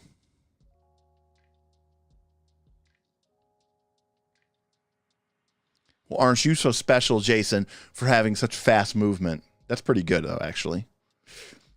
Elf is what? Fault 30, then they get an Ancestry feat for +5, and then they can also take Fleet, so that's 40. Yeah, this spell's horrible, and it's obviously a silly spell. I missed that it was incapacitation. Okay, horrible. Oh, okay. So it has this... You know what? I don't even think that was on purpose, Ruin. My guess is that was just bad editing. Heighten it to 4 so that it could be Obscuring Mist. 50 with Longstrider. Beautiful. Beautiful. All right, moving on. Rapid Adaptation. Let's see how... this is a Eidolon, right? Ugh. So how do we rate a spell that is only for your Eidolon?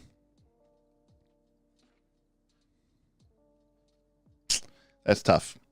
I mean, to be fair, you know, it lasts an hour, and, you know, it gives it some cool bonuses, right? Bonus swim speed. Right, I mean, is there an E class? Yeah, Rapid, this is a great spell, right? I like E class. Gosh, damn it. All right.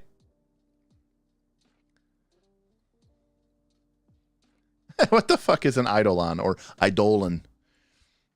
Matt Holloway, heart of the Knights of Last Call team in Burl, but not the most up to date on Pathfinder 2 lore.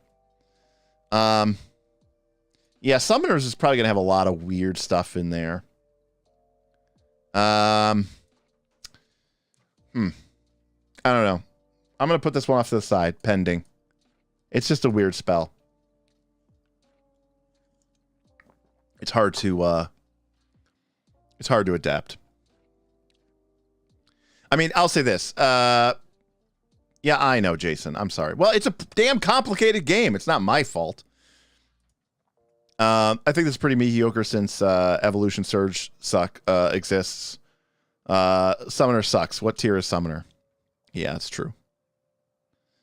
Yeah, I mean, it's better for animal druids. I agree. Less an hour. Maybe a D. All right. I'm just going to put it in D. I mean, the fact of the matter is most people can't even use it. So, you know, you should be probably ignoring it anyways. So we'll go with that. Sorry to anybody who's a summoner. It's an okay spell, but Evolution Surge does exist, and but it's a focus spell. So it kind of does the same thing. So it's pretty good, but it's situational. But it's completely not useful for anybody who doesn't have a companion or an Eidolon. So, all right, we get a classic. It's not that summoners suck. It's that summoners have this weird wonky mechanic that they don't really get to cast spells anymore. So, which I just don't like. Ask Self-Confessed Cynic about the summoner's spell slot situation. Okay, well, we get a classic abjuration spell in Resist Energy. Lasts for 10 minutes.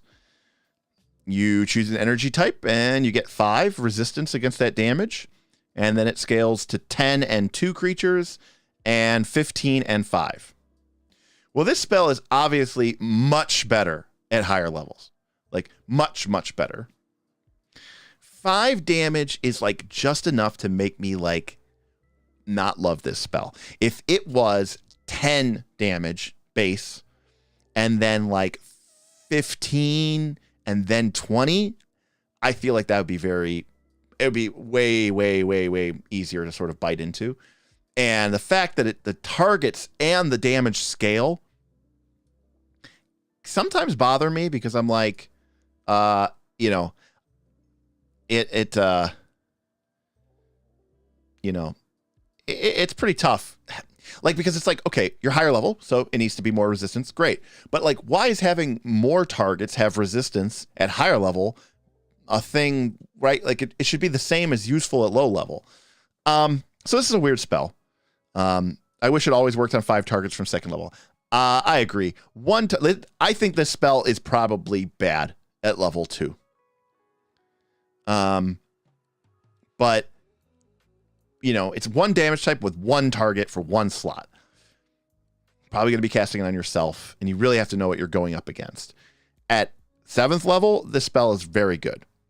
And I also agree, Total Entropy, this spell does not, protect you from a 40 or 50 damage breath weapon, right? But like if a monster hits you and it's like a 50 or 60 damage AoE and you make the save and now it's 30 and then you take off 15 and now it's 15, like that's a pretty good chunk of thing. And the fact that you're targeting 5 people. So I would say this. Normally I would say that this spell would be like a B tier, but because of the limited effect of the low level, I'm going to say it's a C.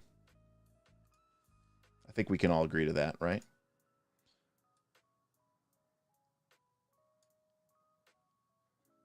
So.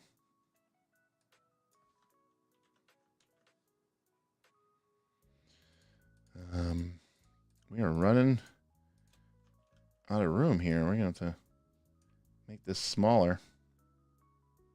All right. Some people are saying B. 5 people, but it's still touch. I mean, you can. It just means they have to be next to you, Anthony. That you can hit them with your elbow or something. I like Rubicons. I like Rubicon. Yeah, I mean, 15 fire against something that's consistently doing fire damage is very powerful. I'm just saying that I think. I mean, all right, I'll buy B. I mean, okay, all right. Ian's right.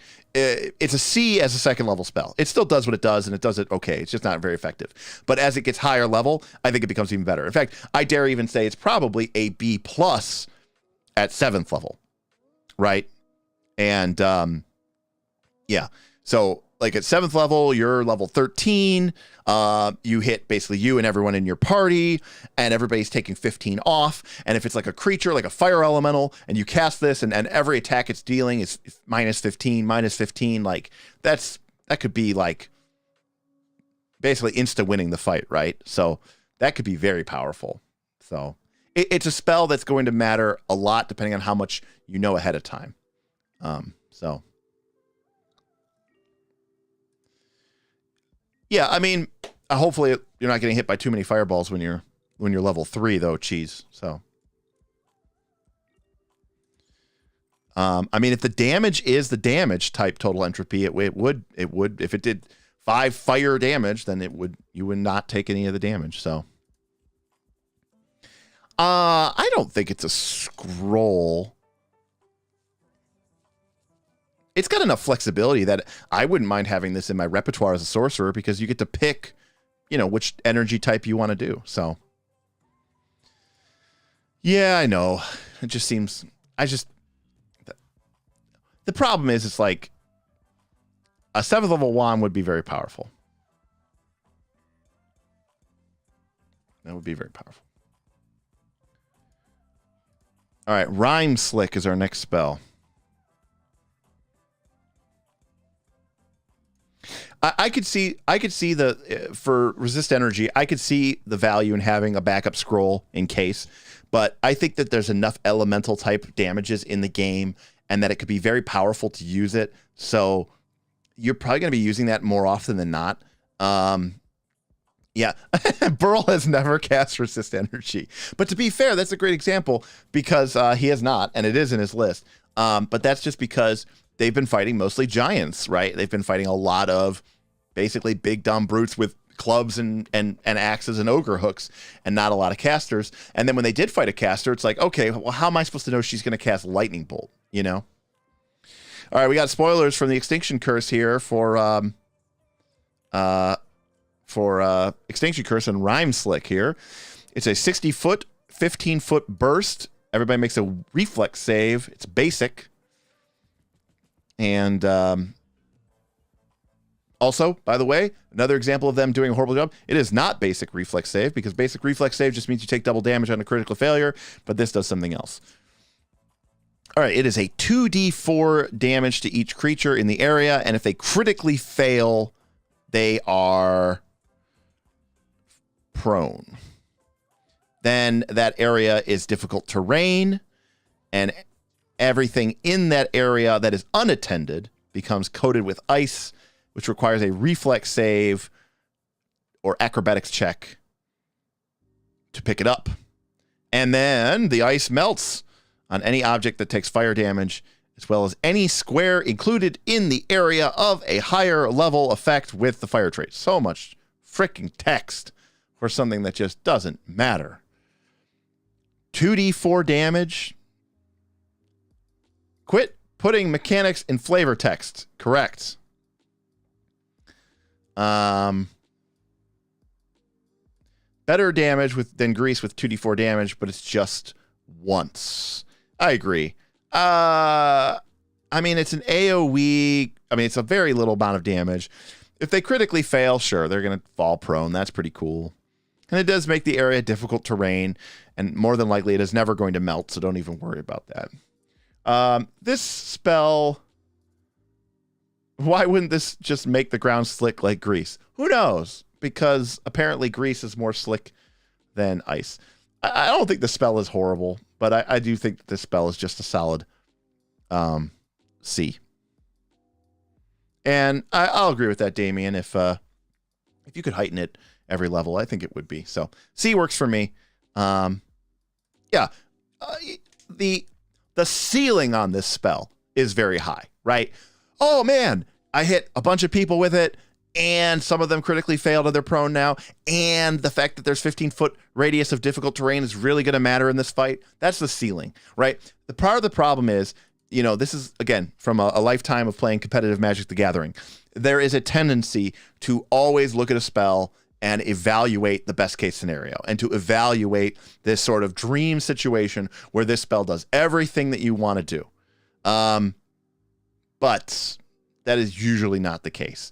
Now, I think it's also a mistake to judge things on the floor of a spell. Well, everybody passes a save and everything. No, what you need to do is you need to sort of evaluate the spell from both looking at the floor and the ceiling, but also the most likely average use case. And I think that this thing does enough things that it is probably a high C, but I just don't feel like this spell is, you know, when is damage in difficult terrain in a large area not useful?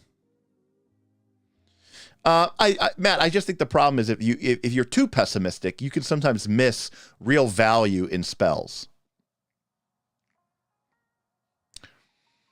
2d4. Okay, well let's talk about 2d4 damage. That is flavor text, right? 2d4 damage is flavor text. It's 5 damage, like, and they get a save. So realistically, we are talking about flavor text of damage here. It's just not. It's not anything, you know, reasonable, or, you know, it's just not. So I get that it says it has damage, but it's really just flavor text. If the creature fails its critical failing saving throw, it's going to make it. They're not. I mean, most of the time they're not going to, you know, do it. 2d4 damage still gets weaknesses. I mean, yes, in the situation where you are fighting a bunch of fire weak creatures, and you know that, and you want a bad damage AoE spell to trigger it. Okay. I'm just not impressed. I'm going to leave it at C, and I am going to move on. But hey, come join the Discord. Tell me I'm wrong. We talk about this all the time. A lot of you have, and I appreciate you very, very much. I just don't think that. That spell. Again, it's C. It's very playable. I just don't think that, you know. Yes, and in the situation where you need the difficult terrain and you're fighting a bunch of creatures and they were weak to cold, and yeah, of course, yeah, that spell's fantastic. Yeah, that's the ultimate upside view of it. Yeah, but what if we cast magnetic attraction and we disarmed them all, and all of the monsters were weak to cold and wielding small daggers, and we simultaneously crit with all of our disarms, and they all got disarmed because of magnetic attraction, and then somebody cast Rhyme Slick, and then not only did they all critically fail and take double bonus damage, all their weapons were also locked in ice. Ha ha ha, that would be hilarious. Yeah, that's never going to happen. In the entire history of Pathfinder 2nd Edition, that is never going to happen. All right, here we go. Scorching Ray. Now, remember, I am judgmental on the magnetic disarm rhyme slick meta we were not prepared for. That's right. We broke the game. We broke the game, everybody. So Scorching Ray used to be a standby, a hallmark of sort of your blaster caster, and that's because ranged touch attacks were very, very powerful, and they are not anymore. And by the time you get this spell, you are definitely starting to get into the territory where the spell attack rolls are now falling behind. You are still targeting armor class, but and this spell actually has a different problem, by the way, about it, which is that we'll get to that in a second. But you know, the primary attackers have their +1 item. They are going to be coming up soon on level 5, and they're going to have their higher level proficiency. And so you are going to be 1, 2, 3-ish, maybe 4 points soon behind in attack bonus. You'll catch back up a little bit at level 7 when you go to expert. But then once the casters or the melee characters get into their +2 items and their master proficiency, you fall back behind again. Additionally, it's a lot more difficult, not impossible, but more difficult for you to benefit from things like flat-footed because you can't benefit from flanking as easily, although a creature that is prone is still going to be flat-footed to you. So what are we talking about here? It is 1 to 3 spells, which I like, 1 to 3 actions, which I like, and you make a spell attack roll, and on a hit, the target takes 2d6 points of damage, and on a critical, they take double. In addition, you can cast an additional ray, kind of like Magic Missile, up to 3 different targets for 3 actions. So you can't target the same target multiple times. But these attacks each increase your multiple attack penalty, but you don't increase your multiple attack penalty until if you make all of the attack rolls. So this doesn't even really matter because this will almost never, come up. And if you spend 2 or more actions, then the damage increases to 46. So if you spend 3 actions, you get 3 attacks. It will make your map -10 when all is said and done, but it doesn't really matter because your turn's over, that are doing 4d6 damage per hit. Now, that's a lot of opportunities to do 4d6 damage out to a range of 60 feet. The problem with this spell, the only problem with this spell that I see, I should also note it heightens very nicely as well.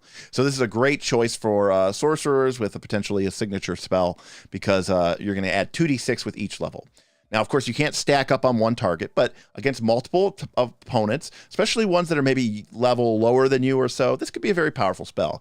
The way that spell attacks become very powerful, in my opinion, is through the application of the aid action, because the caster is putting all their eggs in one basket, one big basket, right? You're going to cast a True Strike, you're going to get aided by the fighter and have a +3 or a +4 bonus to your attack roll with rolling twice and taking the highest roll, essentially advantage. And so when that spell hits, and it's that massive one target spell, you're going to get a lot of bang for your buck. You can't do that with Scorching Ray because it is several different attack rolls. And so you can only aid one, and you can only benefit from True Strike from one of those. And so in a sense, it gets a kind of a knock against it in other versions because it's harder to sort of really maximize your benefit. On the other hand, you get to target multiple people. So this is a weird spell in that it's bad against single targets, obviously. It's really good against like 2 or 3 or 4 targets. But it also has to compete against AoEs, which might even be more effective in that situation. So it's a really weird space that this spell operates. So it's kind of wonky. And remember, Magic Missile scales extremely well and requires no attack rolls. So that's really, that's really the case. So, you get some versatility here with the one action, but man, it feels like a waste of a spell slot to use this as one action, So, someone just use Magic Missile. Scorching Ray is a safe AoE. Yes, but also remember, as an AoE, it's a spell attack. So it may be safe because your party members are in the way, but then those people are probably benefiting from cover, right? Or other things like that, which could make it even less likely that you actually land a hit. And if you miss, you do no damage. So, you can cast it for 3 actions or 2 actions and only target one thing, but it's pretty bad. Dangerous sorcery does help with this, for sure. But I don't think the 1 action version is particularly compelling. I'm sure there's situations where it comes up and you just need that extra damage. Single action attack after a non-attack spell, decent. If you don't want to move after a shield or something like that, but you're like, oh man, it kind of feels like a waste of spell. But I mean, if you have a ton of spell slots, I guess it could be okay. So here's the thing. I don't think this spell is amazing, but I also don't think this spell is bad. It's clearly better than C. I think the question is, do I think it's an A? I don't think it's an S. So is it an A or a B? I am leaning towards B for all the reasons that I said. Now, Cheese of Ages, yes, it is very good against, of course, creatures that are weak against fire. So, if you've been joining our Rise of the Runelords Adventure Path, 8 p.m. Eastern Standard Time on Tuesdays, here live on YouTube, you would know that the party is currently fighting against the Skull Taker Trolls. And a spell like Scorching Ray could be very useful in that situation. All right, we got high Bs. Bs, a damage under a heightened BB, it's an A. Now, I also do appreciate that it has versatility in a 1, 2, 3 action slot. The heightening is very, very compelling. Gets an additional bonus for going to those higher tiers. I have seen too many disintegrates miss, even with True Strike, to say A. Now, I will say that if you're targeting this against the right targets, like let's say you're fighting a fight and there were 4 party level -2 monsters. So it's a moderate fight with 4 20 XP monsters. They're 2 levels lower than you. So their AC is going to be a couple points lower than what you're normally used to fighting. So the marshals are going to be hitting a lot more and critting. And even though your spell attack is a few points of attack roll behind, you're not going to be as punished here. And now you get 3 opportunities to land those hits. And so, you kind of, the chance that you're going to miss with all of them is exceptionally low. So 3 attacks with no map is badass. Very few spells heightened to +1. I can't target trees or objects. It's an F. A lot of people are saying it's B because of its versatility. It could be an A in the right build. A. I'm going to put it into A. It does something unique in the game that it kind of is like an alternative to Magic Missile. If you want to do a little bit, well, not just a little bit, if you want to do more damage than Magic Missile, but with the risk or the downside of having to rely on attack rolls, it could be very powerful and potent. It also targets a common weakness, which is fire, and it also is somewhat versatile in the way that you can cast it as a 1, 2, or 3 action spell. So I am going to agree with all of you who said A, and agree with Runesmith. And it's unique. It's an AoE alternative to an AoE. I like that statement. So we're going to go with that.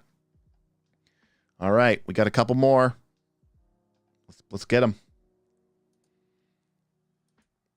All right. Sea Surge. Let's do this quickly. All right. Spoiler alert, Extinction Curse. It's 2 actions, and until the start of your turn, you can slap water and send a wave. So you have to be in water. It's a wall of water that moves out 60 feet. It extinguishes fires. It pushes along unattended objects of 1 bulk or less. Gnomish flick maces are immune. And then it moves 60 feet in another direction at the start of your next turn and then vanishes. The creature must make a fortitude save or they are knocked prone. So you have to be in water. And if you're in water, it is a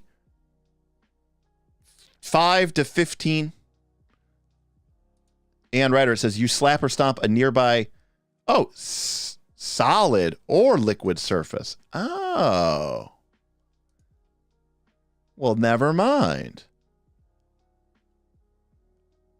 I don't know why so I guess you can't cast the spell when you're flying? Interesting. Okay, well, let's take a look at this then. So basically, it is a gust of wind spell. but without the caveat, right? Gust of wind prevents them from moving against you for a turn.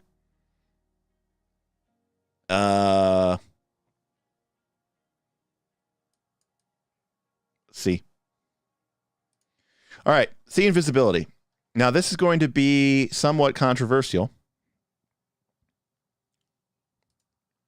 AK, I agree with you completely. It works. It's fine. It's a C. It's kind of cool mechanically or cool visually, but mechanically, it's meh. It's whatever.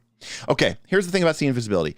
It lasts 10 minutes, and it targets you only, and you can see invisible objects, but unlike in prior versions of the game where see invisibility just made you able to completely see invisible creatures, this spell just makes invisible creatures kind of somewhat translucent to you, and they still get the benefit of concealment. I kind of like that. I like that. That is a cool way to not just completely make see invisibility just completely nullify and make invisibility kind of pointless. Plus, it plays around fun with the seek rules and pointing out targets that you can otherwise see. Visible creatures are pretty rare, so we know that this is going to be a scroll. If you're high enough level, you could argue it might even be a wand. And of course, once you get to 5th level, if you have the slot available to you and you expect to be dealing with this a lot, then you can obviously, cast it. So I like that it has this all-day heighten, and 5th level feels about right to me for an all-day see invisibility. So I kind of love it, actually, and I like what they did with it. And Damien, I agree with you completely. This is the kind of nerf that they needed to do, and I think this is actually more fun that it does it this way than that just saying you can see invisible. So it automatically succeeds, and it's somewhat limited that it can only target you. So I could definitely see that in the long term this becomes pretty essential. So it's definitely going to go into the scroll case. I think this is a tier scroll.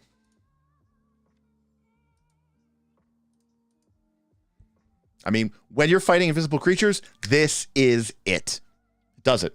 Boom. And it's in a scroll. We know scrolls can be very specific and very, niche. But when you need to deal with invisible people, this spell just knocks it out of the park. It gives you 10 minutes, so plenty of time to precast it or to go through several instances or several moments, whether it's in an encounter mode or exploration mode.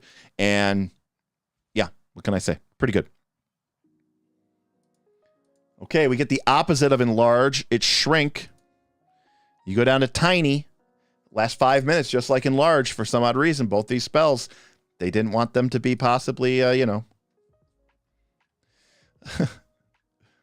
want to. 10 minutes is too much.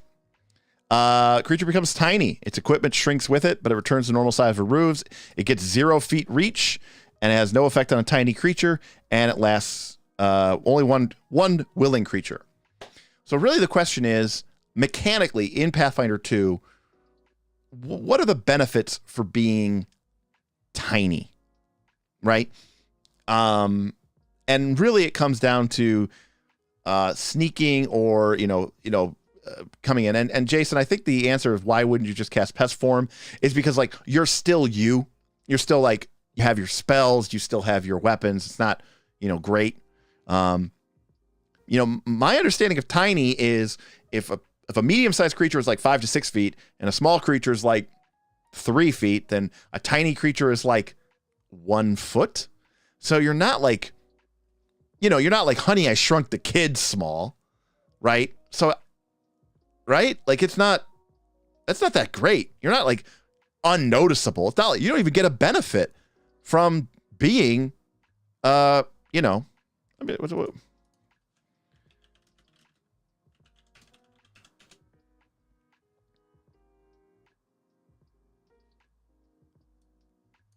how tall is a tiny creature? 1 to 2 feet is what this says. 1 to 2 feet. That's not exactly not noticeable, right? Yeah, cat-sized. If anything, that makes you stand out more. Well,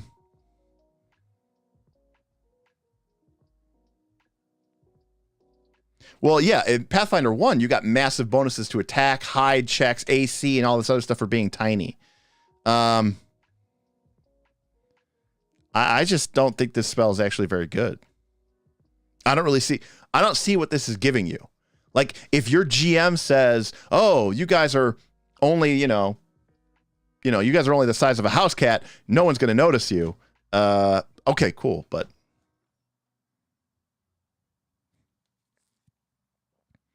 rules is written, no. I mean, I will say this. If you are tiny, you can move through, I think, medium-sized creatures' spaces without having to make a tumble-through check. They still get an attack of opportunity against you if they have one, but you do get to move through their space.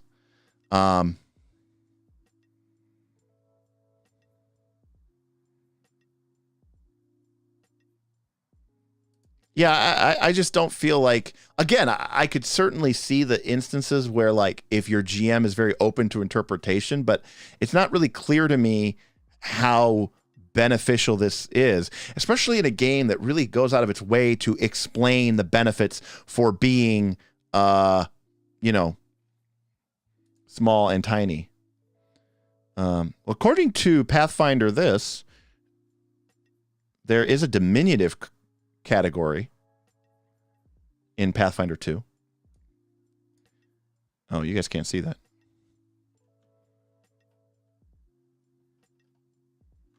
The heck?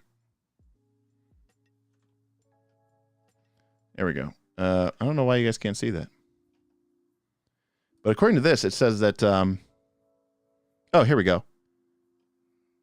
Is this a... Oh, no, this is Starfinder. Never mind.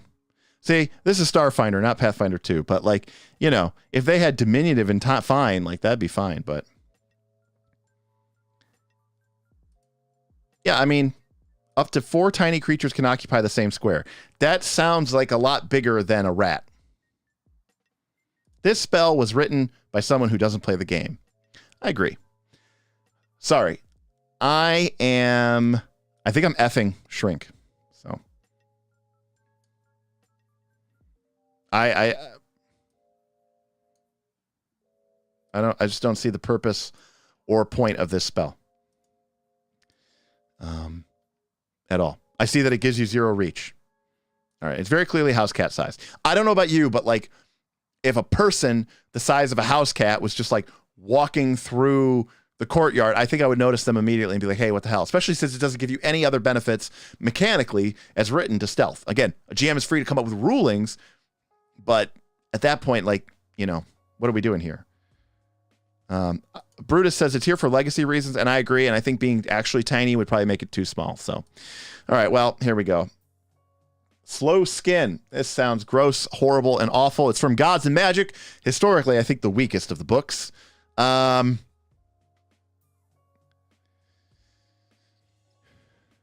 but self-confessed cynic, right? The rules say that you can only put 4 tiny creatures in a 5-foot square, so. It is only willing targets, wrote Mimic. It did say that. All right, well, for 1 hour, you continuously slough off your skin. That's cool. What did I say? Slow skin? Slough. I said it right the second time. You can harmlessly slough off your skin while your new skin regenerates. The flat check to... The flat check to remove persistent damage, but only from effects that coat your skin, such as most persistent acid damage, is reduced to 5. And you get a +2 status bonus to your initial saves against contact poison, but only against that initial one, because at that point afterwards it has entered your bloodstream. But very important, glad we included this extra text. What the fuck is this game doing? While affected by this spell, you're being continuously shedding your skin makes you easier to track, and anyone tracking you gets a +2 circumstance to do so, and you cannot hide your tracks. CM East says it right. This spell is rubbish. It's gross. It's horrible. It's stupid. It's not even a good evil spell. It's just a dumb spell.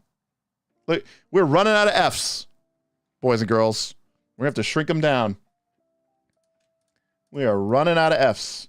I already thought I shrunk the Fs down, but there's just too many Fs.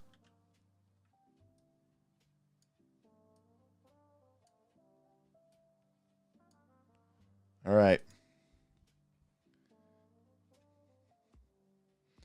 Self-confessed cynic says at least 4 can fit in a square, though the GM might determine that more can fit. Listen, if your GM says that shrink can make you go subatomic and enter into a particle realm where time and space no longer matter, all right, cool spell. But my guess is that most GMs and most players and most game designers who wrote this game would say that it probably makes you the size of like a cat.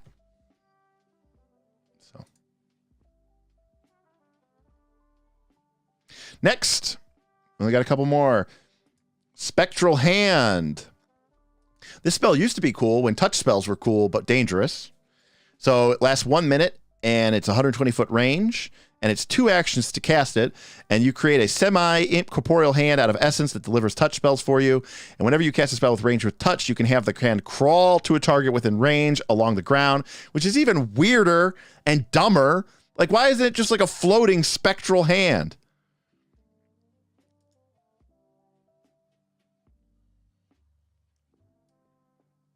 The hand has your AC and saves, but any damage to it destroys it, and you take 1d6. Our touch spells, so, you have familiars that can do this, number 1. Number 2, it's like you're using 2 actions. If it was 1 action, that would make total sense, right? I cast Spectral Hand, and then I cast my cool touch spell. But, like all the touch spells don't do anything anymore because they involve saving throws, most of them, and they also, you're not attacking ranged touch, or the touch AC, you're attacking just armor class, or it's no sustain, but like nerfed for no good reason, and it works and it does what it does. It delivers touch spells, but spending 2 actions in a slot to get this, and it can be destroyed, and it crawls. It's called Spectral Hand, not disembodied thing. It's called, it even says it's semi-corporeal. Make the damn thing float. D.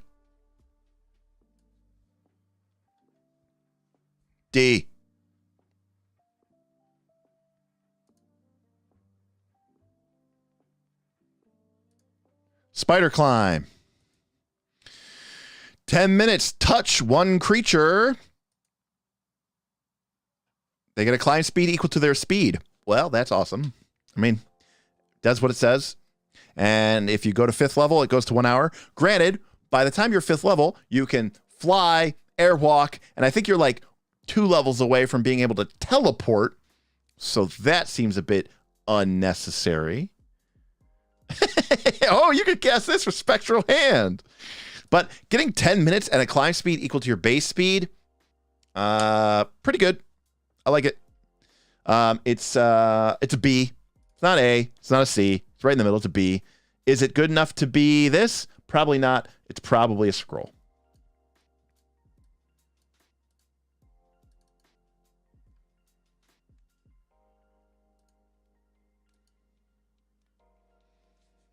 So I say it's a scroll B. Let me know if you agree. Seems like we're getting a lot of B's in the chat. So B from Jason, B from Matthew, B for Ian, who also appreciates its style. B for Damon. Likes it as a wand, says AK, because it's good, cheap utility. I'm not opposed to that. I think default, I would think it would relate to scroll, but if you think you're going to be casting this spell at least once a day, I mean, maybe it is a B wand, but I think by default it would be a scroll. Spider Climb, targeting anyone makes me question why so many other spells let you target only yourself. I don't know. Not even scroll, just a B. Walls and ceilings are very common.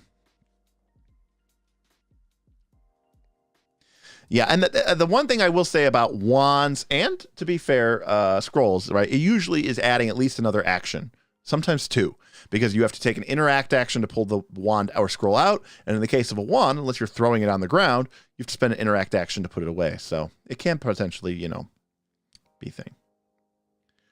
But Spider Climb lasts 10 minutes, and, I'm putting it as a scroll, but honestly, if it's coming up a lot and you put it into a wand or even took it, as a spell, I don't think that's horrible. I mean, once you get to higher levels and you're dimension dooring and casting pass wall and flying and airwalking, and it probably drops off, but it's also an interesting point. Fly does take an action each round. But I mean, most people move, at least in my experience, most people move at least once a round. It's regular B in utility, in my opinion, and A for being a sweet, sweet classic. I gotcha. I think I'm just going to leave it at B. Unfortunately, it's good, but and it's very, it's very useful, but the game has a lot of other ways to deal with those kind of issues and problems. So, Sudden Bolt. Oh, we got an Extinction Curse spell. All right, it's electricity, 60-foot range, basic reflex save, 1 creature or object. Interesting. Which does 4d12. So this is more damage than a Shocking Grasp. Shocking Grasp is 2d12, and it goes up by plus 1d12 per level. This spell's pretty good. Amber Phoenix says, holy crap, that heighten. Yeah, plus 1 for 1d12. That's going to scale real nice. 60 feet's nice. Not 120, but anything over than 30, we're happy. It's a single target lightning bolt. Man, I didn't know this spell was around. This spell's great. I don't. Yeah, Lance Cragmire or object. We don't see that often. That's extra bonus. Seems really good. Damien, I think the uncommon thing is just because it's from an adventure path. Like, I don't think the uncommon actually means anything, and I would highly recommend all GMs to just ignore that for the most part. I don't think it's S tier, but I think it's A. I think Sudden Bolt is definitely an A. This is a nice, solid, single target DD, and the fact that it can target objects is pretty awesome. You don't get a lot of those, and so being able to blow something up from a distance, well, not that great of a distance, but still, you could blow a door open or blow open the rooftop of something or whatever. It's pretty good. And you don't have to worry about friendly fire, and it's a basic reflex save, so more than likely they're going to take the full damage or half, and I think you get a lot of value out of this. So pretty good. That's pretty good. Sudden Bolt. Okay, my mind was immediately imagining some really crappy, you summon a phantasmal crossbow bolt and it shoots across and hits somebody, and I was gonna be like, oh god, this thing's horrible. All right, let's go. It's 9 o'clock. I know we usually only go for 2 hours, but we are so close. We're just gonna finish this off. Here we go. Summon Elemental. We've talked about this before. Summon spells. It really comes down to the strength of this list and how good it is. My guess is the elemental list is probably a little bit stronger than some of the other lists. But it's 3 actions. You get a minion. They do all that jazz. It's always a couple levels below you. My impression and seeing these in play has kind of led me to say that most summons are C tier.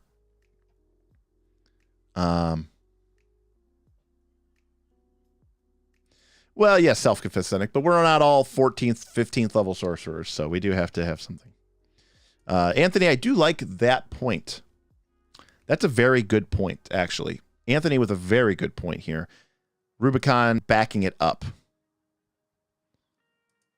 So, yeah. Also, Chain Lightning is obviously S tier, so we're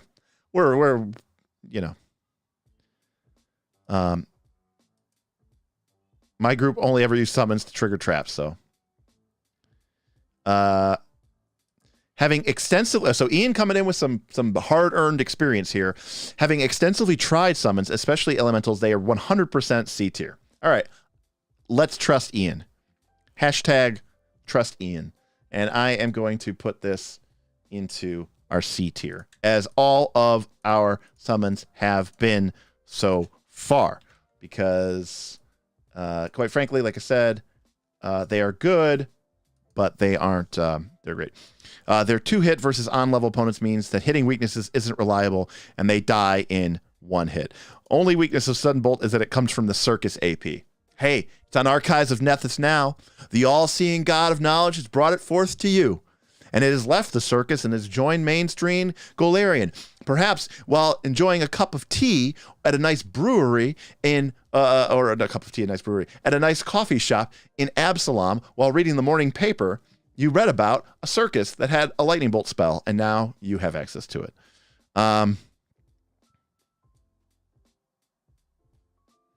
Dead meat, leave Blur alone. It's staying there.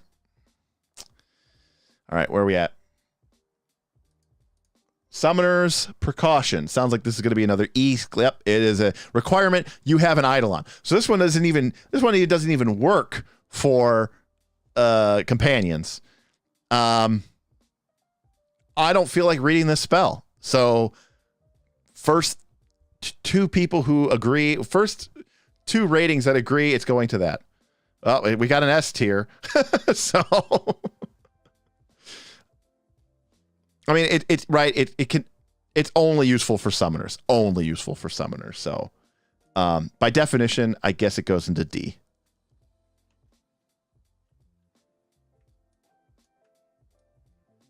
Right, but this gets the special near essential for summoners, but they only get 4 spells a day. So D. B is for Blur. This is the hill that you want to die on. This is the hill that you want to die on. All right, moving on. So, sounds like it could be a cool spell for summoners, but remember, summoners are very limited by their spell slots. That makes it difficult. And of course, most people aren't summoners. So, but I am going to I'm going to hit this with a what am I going to hit this with? We'll hit this with a lime green stroke, so we know that it is a summoner spell. What was the other one? This one? Rapid adaptation.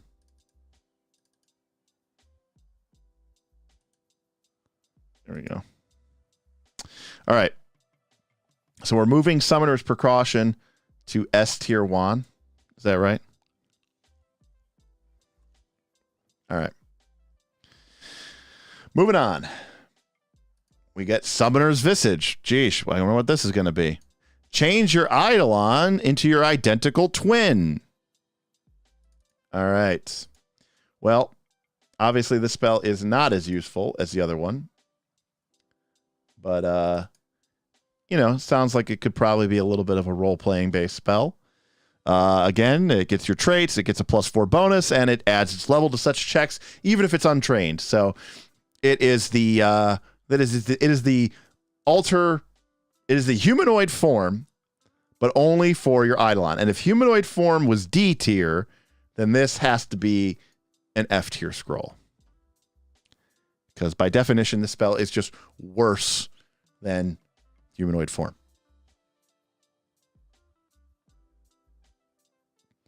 All right, moving on. Telekinetic Maneuver. All right. I am intrigued by this spell, but here's the problem.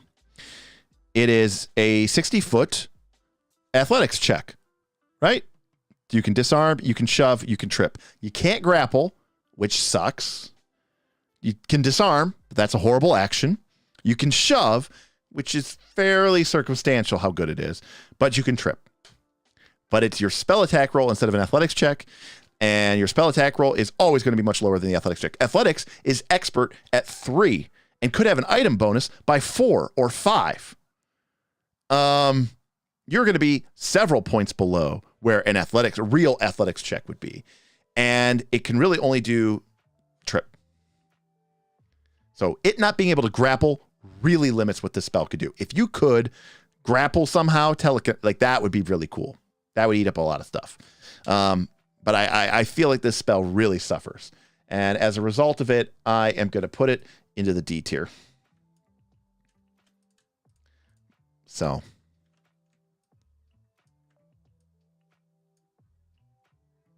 I also like that idea, total entropy. It could heighten to trip multiple creatures. That would be cool. With expansive spell trike, yeah, maybe. Disarm with Derek hero points, though. All right. Derek hero points do make disarm a little bit more evocative of choice. Of course, using a hero point just to disarm an opponent when you could use a hero point to probably crit the opponent and do a bunch of damage is probably a better use of your hero points. But now that the chat is buying them for the heroes, you know. An attack roll, disarm as a fighter with Eldritch Archer, high chance of disarm working. Yeah, that AoE Sea Surge spell blows this telekinetic water out of them. Yeah, I agree. Okay. So, heighten to knock multiple creature prone. What do we think we are? A first level spell? I know, right? This thing doesn't even scale. So, yeah, I mean, that would be cool too. If it heightened and targeted multiple creatures and you could just, you know, have like that cool, have that cool Magneto moment and just like mentally grab people with evocation and force and shove a bunch of people back, fling them everywhere, trip everybody. Like that would be very cool. But no, it's just, it doesn't do what you want it to do. And that kind of sucks, unfortunately. All right, we get a spell that sounds like it's going to be bad, which is Timely Tutor. Hey, and I just want to say as we get here into the home stretch here, if you're enjoying this, please like, subscribe the video. Those are important. Helps us with the YouTube, gets us exposure to people who may not see us. We are live most Thursdays, every Tuesday for our Adventure Path. We try to publish 1 or 2 videos every couple weeks. We have a podcast, the link below in the description below. And of course, we have an extremely popular Patreon with a really thriving and active Discord. We have community games. We're working on a community mega game. We have exclusive Patreon offerings there as well. And of course, to any and everyone who has tipped, supported us with super chats or Stream Elements tips, thank you so much. You make doing this a lot easier, and your support is very humbling to all of us, especially to me, who is kind of trying to go through these and bring you this information. And it's nice to feel the love. All right, here we go. Timely Tutor. It's an Eidolon spell or a familiar spell. You serve as an astral connection. Thank you, Self-Confessed Cynic, who says, cool Magneto moments. This is Pathfinder 2nd edition. Well, less than level 11, it's not going to happen. All right. So this spell is very cool. It's very flavorful, right? It sustains it. You attach your creature to the Akashic memory, which is like this like fantasy concept of like a universal infinite information. And your familiar gets to add your spellcasting modifier to checks to recall knowledge with the lore skill of your choice. It has to have speech, and then it shares information with you. What a weird spell. It's very cool sounding, but letting your familiar get to recall knowledge with a lore skill.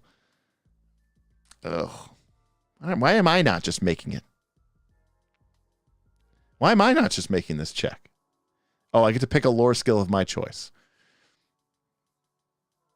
Does it get training in that lore skill? Oh, if you cast this on your Eidolon, it becomes trained in the lore skill. I'm not feeling this one. Not great.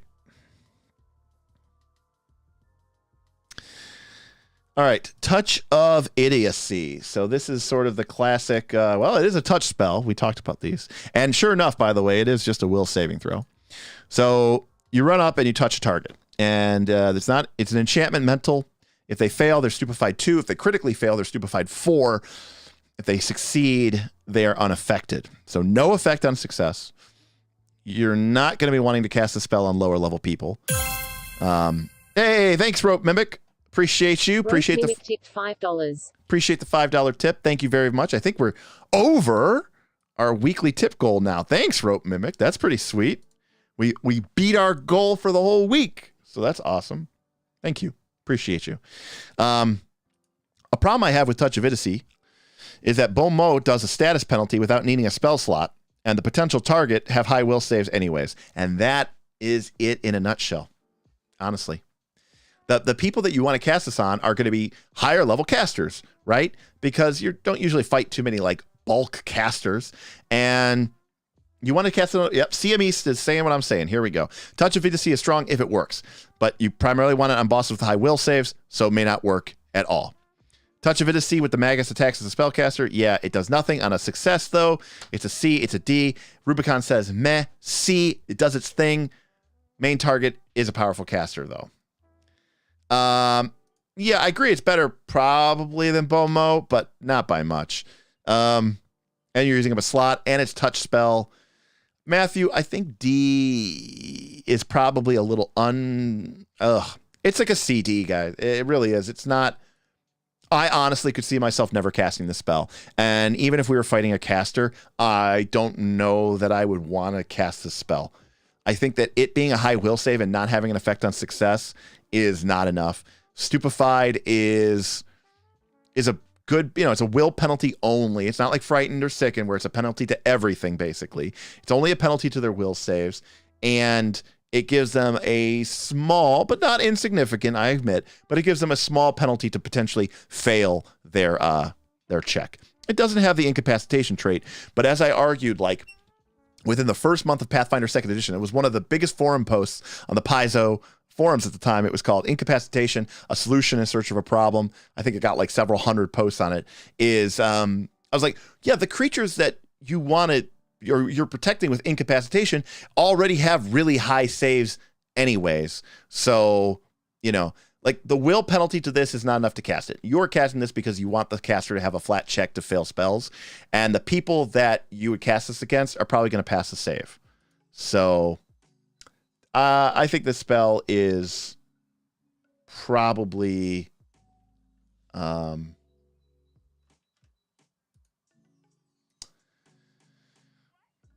yeah, probably it's a D. All right. I don't think it's good enough. In a world where Sicken and Frightened exist and just affect everything, yeah. Ryan, I agree with you as well.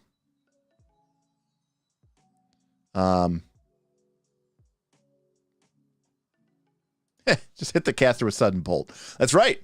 Let's see how many spells you cast when you're dead. Let's see how many spells you cast after you're hit by Horizon Thunder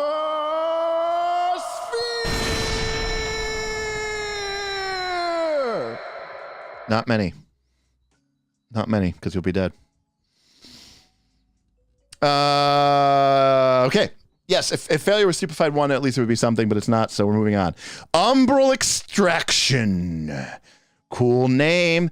What a waste of a spell, I'm sure. Oh, okay, number 1. We're not reading this. No one is reading this. No one is reading this spell. It's 3 rounds. I don't even want to read this on the stream. What the hell? Oh my God, there's thievery checks. There's frickin' the spell doesn't even have a save. Look at this thing. You try to steal slots from people by 1d4 mental damage and the shadow trait and it's the TLDR tier. All right. You know what? In the interest of time, this one's getting put in timeout. I don't have time. You need to be a caster thief. It's cool but weird. I agree. Steven tipped $10. Who let the intern write that damn spell? Exactly, Steven. This is where somebody they go like, listen, man, we need to fill the file. All right, we need to fill the file. We're at Secrets of Magic. We got to fill the 150 pages. Do you know how many spells we've already created for this fucking game? Like 400. What else do we got left? I don't know.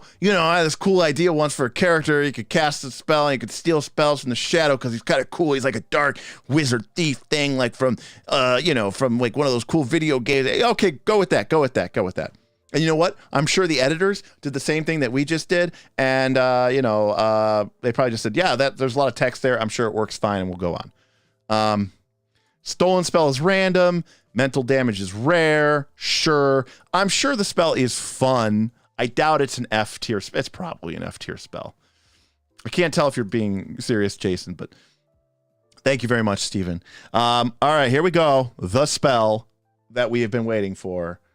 Vomit Swarm. Nothing says heroism like vomiting forth a spell, a swarm. Now, is this a cult? Of course it is. So the bard's going to be casting this spell, of course, naturally. And, you know, why do I have to belch it? Why do I have to vomit it? Like, it's a primal spell. It's an arcane spell. Why do I have to vomit it? I don't understand this. This bothers me extremely. Not only that, why is this flavor text a part of the mechanics of the spell? Like, so if I don't have a mouth, I can't cast the spell. But also, not only that, why do I have to vomit it? Why can't I just, you know, just make swarm? Why can't they like crawl up through the ground or magically appear little glowing, phantasmal bugs? Or as like a druid, like the creatures come like skittering in from the nearby woodlands and yeah. Anyways. You create a 30-foot cone of magical vermin. You get to evoke the shape of creatures from your own imagination. And I love this whole description here. Like, so is this implying that if this description wasn't here, by the way, because it says allowing you to change the shape of the creatures, typically centipedes, roaches, wasps, and worms, but it doesn't change the effect of the spell. Does that imply that if this wasn't here, that we couldn't do that? Like, no, CM East, because this spell is clearly saying that we can change the appearance of the bugs, but other spells don't have that. Obscuring Mist is Obscuring Mist. Pathfinder, this is not flavor text. This is rules text. Okay. It's a 2d8 damaged 30-foot cone. And if they fail their saving throw, they become sicken 1. And as much as I hate to say it, this is an okay spell. 30-foot cone, the damage is less. It's d8s instead of, right? So Cone of Coal or Burning Hands at this level will be doing 4d6 damage in a 15-foot cone. So that is 14 damage, basic reflex save. This is only doing 9 damage. So 2d8 is doing 9. So the damage scaling is not as good, 9 versus 15. But it is a 30-foot cone, which is a lot more squares, right? Because, you know, the cone goes out. And Sicken 1 on a failure, not a crit failure, but on a failure is pretty good. Sicken is like Frighten, but doesn't go away unless they take an action to retch. And even then, they might retch and fail the save and still be Sicken. So, I hate to say it, but it's a good spell. Rubicon got it right. It's a B. AoE damage Sicken, 30-foot cone? It gets the nod. It gets the job done. I think A is pushing it, but Vomit to force enemies to vomit. Sicken on success would make it an A, only on failure makes it a B. I agree. If a creature passes its save against this, you're going to feel pretty bad about it. You're going to be like, okay, I rolled 10 damage. It took 5. But if it takes 10 damage and is Sicken 1, I think you're going to feel really good about it. And it's not incapacitation. So it's pretty good. Although it is a AoE cone, so you're probably going to want to be using this against multiple enemies. So it's pretty good. All right, we only got a couple more spells left. Let's knock them out. Warrior's Regret. You don't even have to heighten it to be useful at higher levels. That's right. If you don't care about the damage, you just want an AoE Sicken 1, and Sicken 1 is just as good at 17th level as it is at 3rd level. You're casting this for the group Sicken. I agree. I think it's good. Again, solid B. All right, we got 4 more spells left. Here we go. All right. Self-confessed cynic with the super chat. Red Rumble Extraction might be D tier. Not good. Plus situational, plus touch range, plus unuseful duration, but cool effect. F for the long description. All right. Thank you. That works for me. All right. Here we go. Warrior's Regret. Got a lot of tags here, people. Curse, emotion, enchantment, mental. You know what that means? Spell might be hard to land on a lot of creatures in the game. It is a touch spell. Yikes. 1 creature. Yikes. Will save. Maybe yikes. All right. The creature is unaffected on a critical success. On a success, at the end of its turn, it takes 1d8 points of damage per different creature it intentionally damaged this turn. And the maximum is 48 if it damaged 4 creatures. Not attacked, damage. So it has to hit. Failure as success, except the curse damages the target at the end of each of its turns and lasts until the target spends a complete round without intentionally damaging another creature.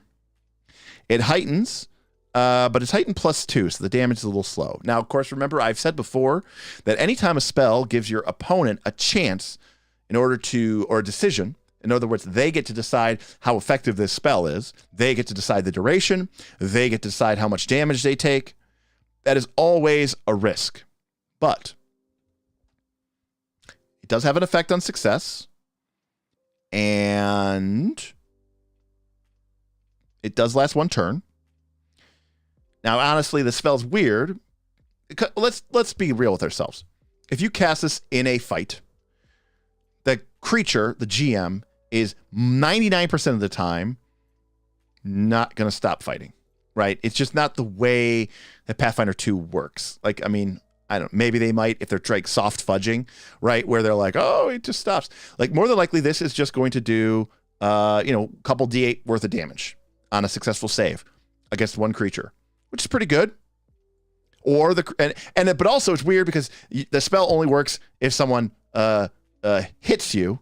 And if they don't hit you and they miss, then not only does the spell not do any damage, but the spell also ends because they have to damage you. So it's kind of weird, right? Like, you want them to kind of be damaging you so that the spell does its damage. But against a martial creature who presumably, again, the GM 99% of the time, or the creature, think about it. If you cast this on a player, if you cast this on a fighter or a raging barbarian, and you're like, hey, you take a D8 points of damage every time you damage somebody. They're going to be like, okay, I just take a D8 points of damage every time I damage somebody. They're not going to go, I'm just going to waste my entire round. The chances of that happening are very slim. So on a failure, the creature might damage one or two creatures a round for several rounds. That could be 6 D8 points of damage. I think that's pretty good. I should also note that this also rewards the creature for targeting one creature because it only does damage for each different creature it targets. I'm seeing a lot of stuff in the chat on this spell. So it's a weird kind of spell. It's, obviously if you use 2 actions on a big bad martial character and they just decide to pass the turn, I mean, that's cool. That's like a mega stun, but that's probably not going to happen. What's probably going to happen is they're going to fail their will save. They're going to come in. They might attack 1. They might attack 2 creatures. It is sort of like Escanor's Litany, right? The one that we house ruled, right? We changed Litany against Wrath into Litany of Protection.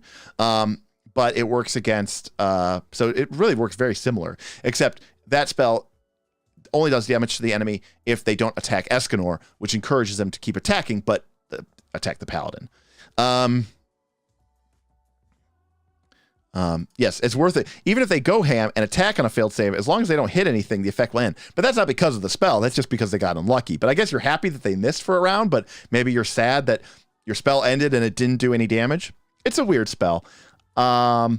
It's probably powerful enough to be worth a B, I think. I mean, I think the damage is there. It's not in cap. That's true, Jason. Could make him, area attack, right? You're going to get max out on the 4. But I mean, the fact that it has a success condition, the monster might still take 2 D8 points of damage, even on a successful save. And if it fails, the duration could theoretically be the whole fight. And it's basically just taking ongoing 1 D8 or 2 D8 points of damage.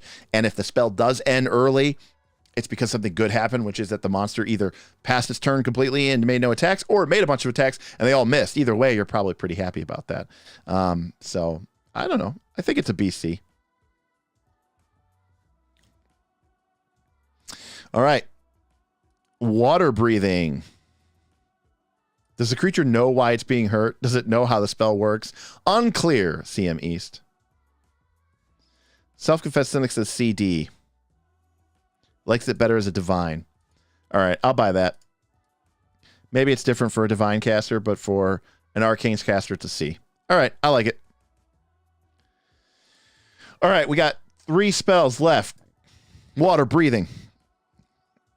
Look at this. 1 hour, 30 feet, 1 minute, 5 creatures. Hey, we want to go adventuring underwater. We don't want to fuck around with reactions like air bubble. This isn't like Endure Elements where you have to cast it 1 time for each person. Nope. It says, guess what? Your whole party can breathe water now. You get to go have fun in the underwater adventure. And you know what? If you heighten it by 1 level, it's all day. most of all day. And if you heighten it by 2 levels, not to level 10 or level 8 or level 7. Nope. Just it's a level 2 spell. And if you go to 3, it's 8 hours. And if you go to 4, it's all day. Cat Boss said it right. This spell is so fucking clean. This spell works. Look at the length of this spell. This is perfect. It's a scroll, obviously. It's an A, obviously. And that's it. We move on with our lives. It does what it's supposed to do.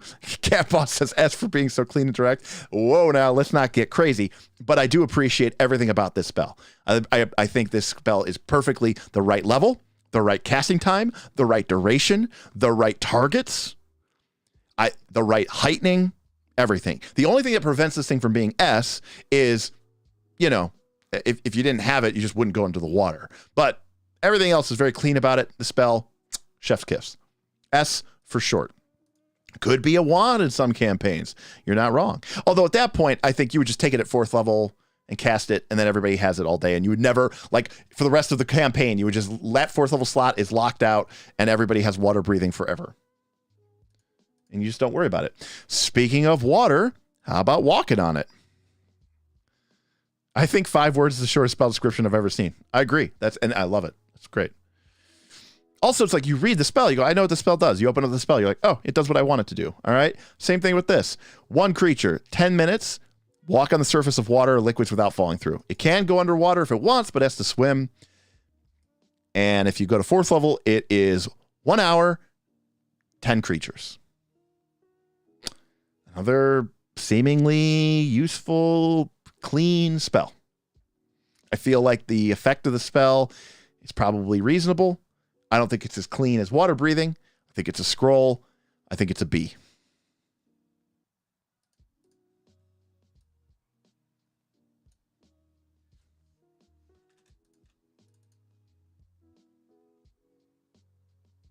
Rubicon says C. All right. Moving it down. I like it. You're absolutely. Everyone's right about the C. Oh, shit. I forgot. We changed this over. These aren't summoner spells. These are whatchamacallit. These are just normal spells. All right. Pretty good at level 4. Water walking, difficult terrain.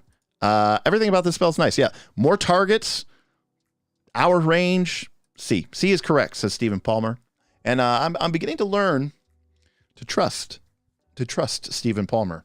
Has some very good, smart things on our Discord. So appreciate that. All right. Last spell. I've always thought that a water walking fight on a tumultuous ocean would be cool, dynamic fight, though. I think that's supposed to be a fight, though. I agree. I think that would be cool. I just think the mental image of that is very, very sweet. Now, Web used to be one of the greatest spells of all time. $2 for a full reaction to Umbral extraction after Web. All right, fine. We'll do it. All right, you guys stuck around this much. And Critical Role doesn't start for 20 minutes. So, Web. So, Web used to be one of the best spells of all time. Thank you, Self-Confessed Cynic. We will do it. It was great range. Incredibly, it blocked people out. It trapped them. It was flammable. So if once the spell kind of had run its course of usefulness, you could burn people for extra points of damage. It lasted forever. It was basically game over. It was a busted spell. And even if they completely passed their saves, it was still incredibly difficult to move through. It provided cover, greater cover, full cover, and totally block line of sight, I think, after 10 or 15 feet worth of webs. It was a wall and a debuff and a control spell, so it's got a lot to live up to. 3 actions, as most of these conjuration area of effect spells do. Very short range. 10-foot burst. Very short range. 1 fight duration. Not the long time that we're used to. All right. You create sticky webs. They're difficult terrain. Okay. Again, look at how convoluted this spell is after the sweetness of the last couple ones. Each square can be cleared by a single attack that deals 5 slashing or 1 fire. It has 5 AC. Each time a creature in the web begins to use a move action or enters the web during a move action, it must make an athletics check or reflex save against your spell DC to avoid taking circumstance penalties to its speed or even becoming immobilized. If it critically succeeds, it's unaffected and doesn't have to make any checks for the rest of the turn. Somehow it's completely slipped free. If it succeeds, the creature is unaffected during this action. And if it used an athletics action, it clears the... God, this is so convoluted. Like, even if you were drawing this spell on a VTT or on a Chessex mat, now you got to erase it. Oh, gosh, it's horrible. Failure. The creature takes a -10 circumstance penalty to its speeds until the start of its turn. And if it critically fails, it's immobilized. After which it takes a -10 penalty feet to its speed. And you can heighten it, which does give you a little bit more range and a little bit more AoE. Rhyme Slick can't immobilize, but it always slows and has longer range. Well, keep in mind, this is always difficult terrain, right? So the web is always difficult terrain. The question is, if they basically the advantage here is if it's difficult terrain and you have a -10 feet penalty to your speed, you're just not going anywhere. Okay, you're just not going anywhere. And CM East, I think this is an important thing, and I've noticed this with converting Rise of the Runelords as a map, and as I start to create more and more maps for our virtual tabletop due to our online game. One thing that you have to decide, you have to think about this, and I wanted to do a video about this, but everybody in Pathfinder 2 is like 50% faster than they were in Pathfinder 1. You used to be able to move once and attack. Now you can move twice and attack, or you could just move 3 times. So everybody is way, way, way faster than they used to be. So maps that used to be this big are actually like this big now because they're like 50% as small because everybody just moves faster because they have more actions to move. So it's kind of wonky. And some of these spells have actually had their ranges and area of effects and effects shrunk down. And that, if anything, it's like already bad enough because mobility is so heightened and is so improved.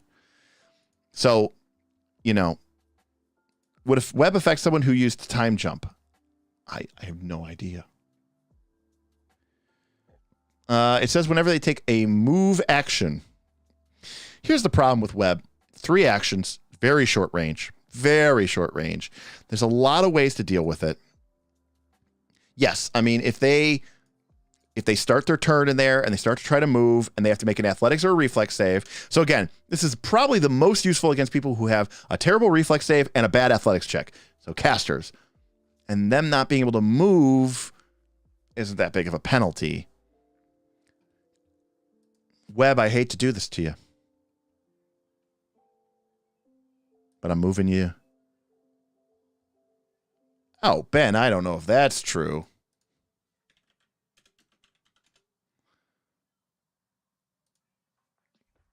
Ben, it was a 100 plus 10 feet per level web. So even at level 3, when you got it, it was a 130-foot range with a 20-foot...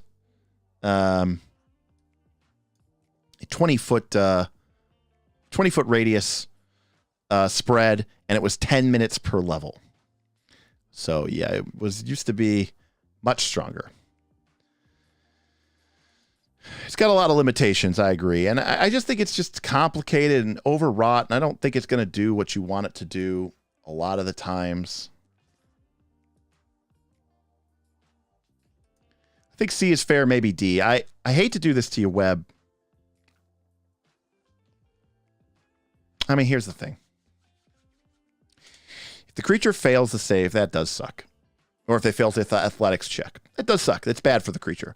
So the ceiling on this spell is very good, right? If somebody they have got 20 feet or 15 feet of web to get through, and they try to take that first move action, and they fail that save, they get a -10 penalty to speed for the entire, until the start of its next turn. So now their speed of 30 is 20, which means with their move action, they can only move through 2 squares. So it's going to take them 2 actions to clear the webs. Whoa, D because of the athletics auto clear. The problem is it's like Web used to just lock the creature down. Now it only happens on an immobilize. D. All right, D. I can't give it the pity C. I'm sorry. At least it's trying the pity C. No, I'm giving it a D because of what it used to be and how great it used to be, and now it is nothing. It is dead to me. Goodbye. Don't take Web. Put that on Derek's spells to fix. All right. I got paid money to go look at this horrible spell. All right, here we go. Umbral Extraction. It's back in the current spell slot. Here we go. Ahem. Look at how they massacred my boy. I need to include that clip. I'm going to make that. I'm going to put that on my stream deck, and I'm just going to have that spell for spells that I used to love, and now they've killed it. We use that. Look how they massacred my boy all the time on the Discord. Yeah, it's Cobweb. Gain a hero point. That's good. Remind me if I don't give it to you to give you a hero point for that. That's good. Always looking for those combos. All right, here we go. You cast this spell, and you prepare to steal spells from your foe, ripping them from the shadow into an ephemeral pocket in the shadow plane. You gain a temporary spell slot, which you can only get from stealing from an enemy spellcaster. During its duration, you can take a steal action, which is a thievery check, to take one of the foe's prepared spells or an unused spontaneous spell slot instead of an item. You can also make one attempt to steal as part of casting it. Nice of them to do that for you. If you succeed at your check to steal a spell, you deal 1d4 points of mental damage per level of the spell stolen. Due to the psychological toll of the spiritual emptiness, well, like, I don't need all this.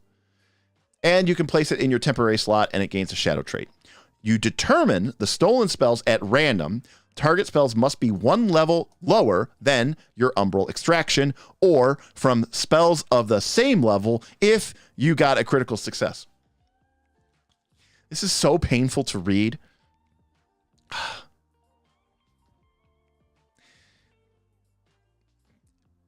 If you ever are thinking about being a game designer, if you ever thought about creating something for Pathfinder Infinite or maybe even your own RPG system, read this spell, bookmark it, and just tell yourself, don't do this. Whatever this is, just don't do this. If the target has no spell slots of that level, use the highest level for which it does have a spell slot. If it is a prepared caster, you randomly steal one of their prepared spells. And if they're a spontaneous caster, you steal an unexpected spell slot of the appropriate level and determine the spells at random from all of the target spells known at that level. You cannot steal innate spells, focus spells, cantrip, and you know what spell it is as soon as you steal it. As normal, you can only steal from a target within your reach. Once you place a spell in your temporary slot, you cannot attempt to steal more spells. If you succeed at your thievery check, you must take the spell that you stole. Even if you are a spontaneous caster, you can only use a temporary spell slot to cast the spell which you stole. And when it ends, which is 3 rounds, you lose the spell slot and any spell still stored in it. Ben A tipped $5. Web was only 1/2 inch range per level in first edition. Okay, so Web was much closer and then. Well, thank you for looking that up, but yeah. Well, it was really, really far in third edition, which is, I think it was farther in second edition too. All right, lastly, when you cast this spell, any prior castings currently affecting you end. So, you spend 2 actions and a spell slot to maybe gain a random spell of lower level, unless you crit, on a thievery check, which this spell gives you no capacity in order to be performing at. You at least get to make the steal check, but it's range touch, so you have to be next to them. And then, if you succeed, you get the slot, and then you have to cast that spell, and it's random from God knows what they have, from their entire repertoire, or any of the spells that they currently have memorized. They take a couple D4 points of mental damage, and then you have 1 or 2 more rounds in order to cast that spell. This is a wall of fucking garbage. This is stupid and dumb. There are a million other better ways to have done this spell. Any of them could have been far shorter than this, cooler than this, and it's horrible. This spell is everything that I hate about tabletop role-playing games, and everything that is bad about Pathfinder 2 is summarized in this one spell. It's a great system. It's a lot of fun to play, but it has its flaws, and they're all on full display right here with this spell. F.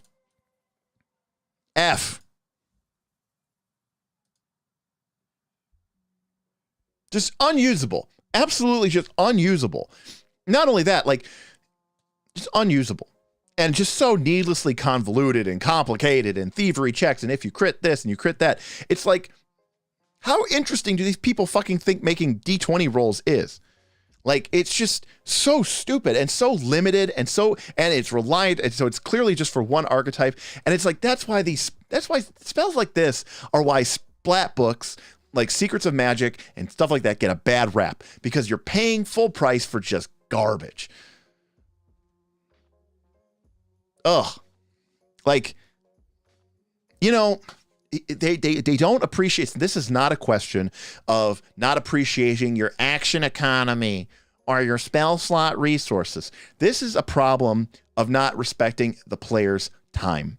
You come to your Pathfinder 2 session, okay, and thank you, Vin. $15 for a great stream and for living through Umbral extraction. Yeah, I will hold you to that, Vin. That was horrible. Thank you, Vin, very much for that tip. But, you know, the last thing I'm going to say before we go is, like, this isn't about action economy. It's not about spell resources. This is about your time as a player at the table. You are there for a couple hours, maybe a week, maybe a month, maybe every 2 weeks.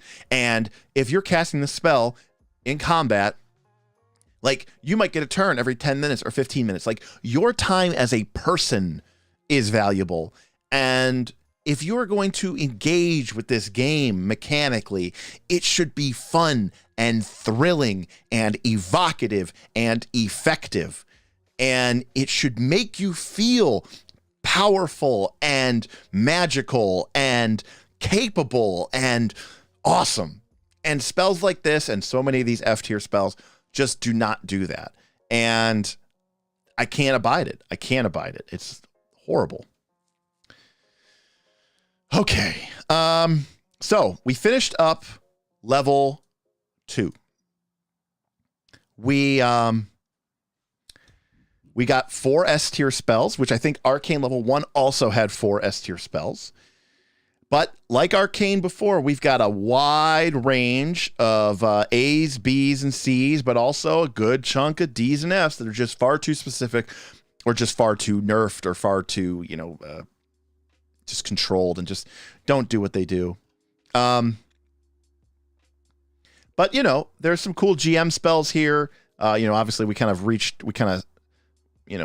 these spells here are our GM spells. These spells here are our normal spells. So we got to clean it up a little bit. We'll tidy up a little bit. Eventually, we'll make a PDF available for the patrons of just all the spells kind of collated into one big list. But yeah, we've got, some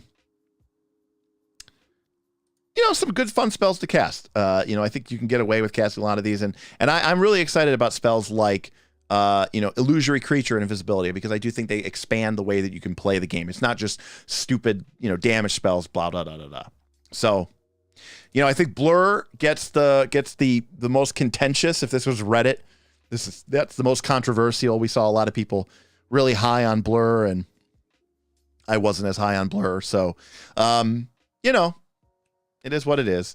Level 2 is tight. Now, here's the good news. The good news is Arcane spells has a lot of the spells. So when we go and do Primal and Occult and Divine, there's always less of them. And Enlarge may have been robbed of S, but I'm not mad. Bob would agree with you. Will you do all Arcane, then move to other schools, or do lower tier for other schools first? Timothy, what we typically do is we do Arcane first, because that's where like the bulk of the spells are. And then we've done Primal, Occult, and then Divine of all level 2. And then usually so many of those spells are duplicates with spells we've already rated. We kind of just keep them on the list, and then we add the new ones. So it usually takes us like 2 or 3 streams to get through level 2 or the Arcane, and then it takes us like 1 or 2 streams to get through the rest of the spells. But obviously, as we get higher level, the spells, the levels, the spells there's less and less spells at each level. Would it make more sense to do a smaller spell list first to spread out the schools more evenly? Maybe we'll change it up for level 3. Quagmire. Maybe we'll do Primal first, or we'll do Divine first for level 3, just to change it up, Quagmire, so we kind of see that from that perspective. But I think Arcane just was because that was the one that everybody voted to see first, and that's why we've been going with it. But we could change it up. So So.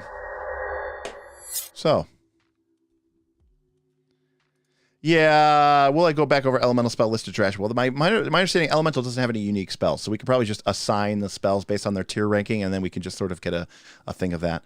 Level 3 Divine, Primal, Occult, Arcane could be fun. All right, well that'll be the way we do level 3. We'll do Divine, Primal, Occult, Arcane for level 3. You ever thought of doing a YouTube poll for some of these spells? Yeah, well, I mean, come on, you want to be part of the action, you got to come to the stream. But again, that being said, once we kind of accumulate these, we'll probably make them available to our patrons as sort of like one collated list. I'll sprinkle some data science magic on them and just sort of, provide some interesting things. I saw somebody, I think on Reddit, somebody did some data analysis on our level 1 spells. I don't know that I 100% agreed with their formatting, but YouTube poll for Blur at least. All right, well, we'll see. We'll put Blur up there. But it's like, look, if you can't be bothered, come to the stream. Maybe you shouldn't get to vote. Delinquent, we've heard people say things about rituals. We've heard people say things about magical items. I mean, I'm sure everybody would love to see everything about us. Obviously these things could take a long time. There's not that many rituals in the game, so. I've also heard, hey, we should do focus spells. Oh my God, there's so many of those too. This game, too, is just so much. Yeah, you can post a scroll during the stream. That's true. I should use that feature more often. Actually, we're going to be using that feature during our actual plays on Tuesday. Some of the GM Wheel of Pain results call on chat to vote what condition or what gets applied to the party in order to, make things more difficult for them. Timothy, I agree with you that rituals is an incomplete system, and it's one of the areas where if I ever release future product, and I hope to our patrons, I want to expand rituals. I think that is an untapped resource within the game. The problem with rating heightened versions of spells is that Magic Missile, Heal, and Dispel Magic are just bloating S tier at everything. Yeah, that's true. Jacob Christensen with the super chat. Thank you very much. Appreciate you. Thank you for the super chat. Thank you so much. I appreciate you. Appreciate the super chat. Thank you very much. Glad you could join us. Glad you're part of the conversation. And I appreciate you for doing that. Timothy should Wheel of Pain all a second. Oh, it's pretty gross, Timothy. I don't know if you're part of our conversations about this, but during our actual play, the chat's donations can basically either go for the party or against the party, and the chat can choose to award the party with hero points if they feel like the party is doing a good job, or they can choose to give them to villain points, which will result in a spin on the Wheel of Pain, which could potentially end up very, very badly for our heroes. Going over focus spells is an F tier idea. Yeah. Oh, alchemical inventor advices. Alchemical would be pretty easy. Like everything would be like the best it would be like C tier. I'm not really impressed with any of the alchemical items, to be honest with you. Yes, I'm sure there are fringe cases where they're useful, but for the most part, I haven't been impressed by any of them. All right. Well, it is 10 o'clock. It's Thursday night. You know what that means? It means it's time for Critical Role. But I kind of gave up on Campaign 3. I'm not going to lie. It's been kind of slow. It's been kind of boring. And I haven't really enjoyed it. So, thank you, everybody. And for joining, for tipping, for being a part of this. Like, comment, subscribe. I want to say thanks to everybody for coming out here, for being involved with the Knights of the Last Call community, for being a part of this great, awesome adventure to sort of explore the depths of role-playing games. And I want to thank each and every one of you for being a participant and for helping me expand my knowledge of role-playing games and my understanding of this awesome, crazy, cool hobby that we all participate in, and we hope to get better at every single day. So from me to you, on behalf of the Knights, saying we'll see you next time, and welcome to the Knights of Last Call.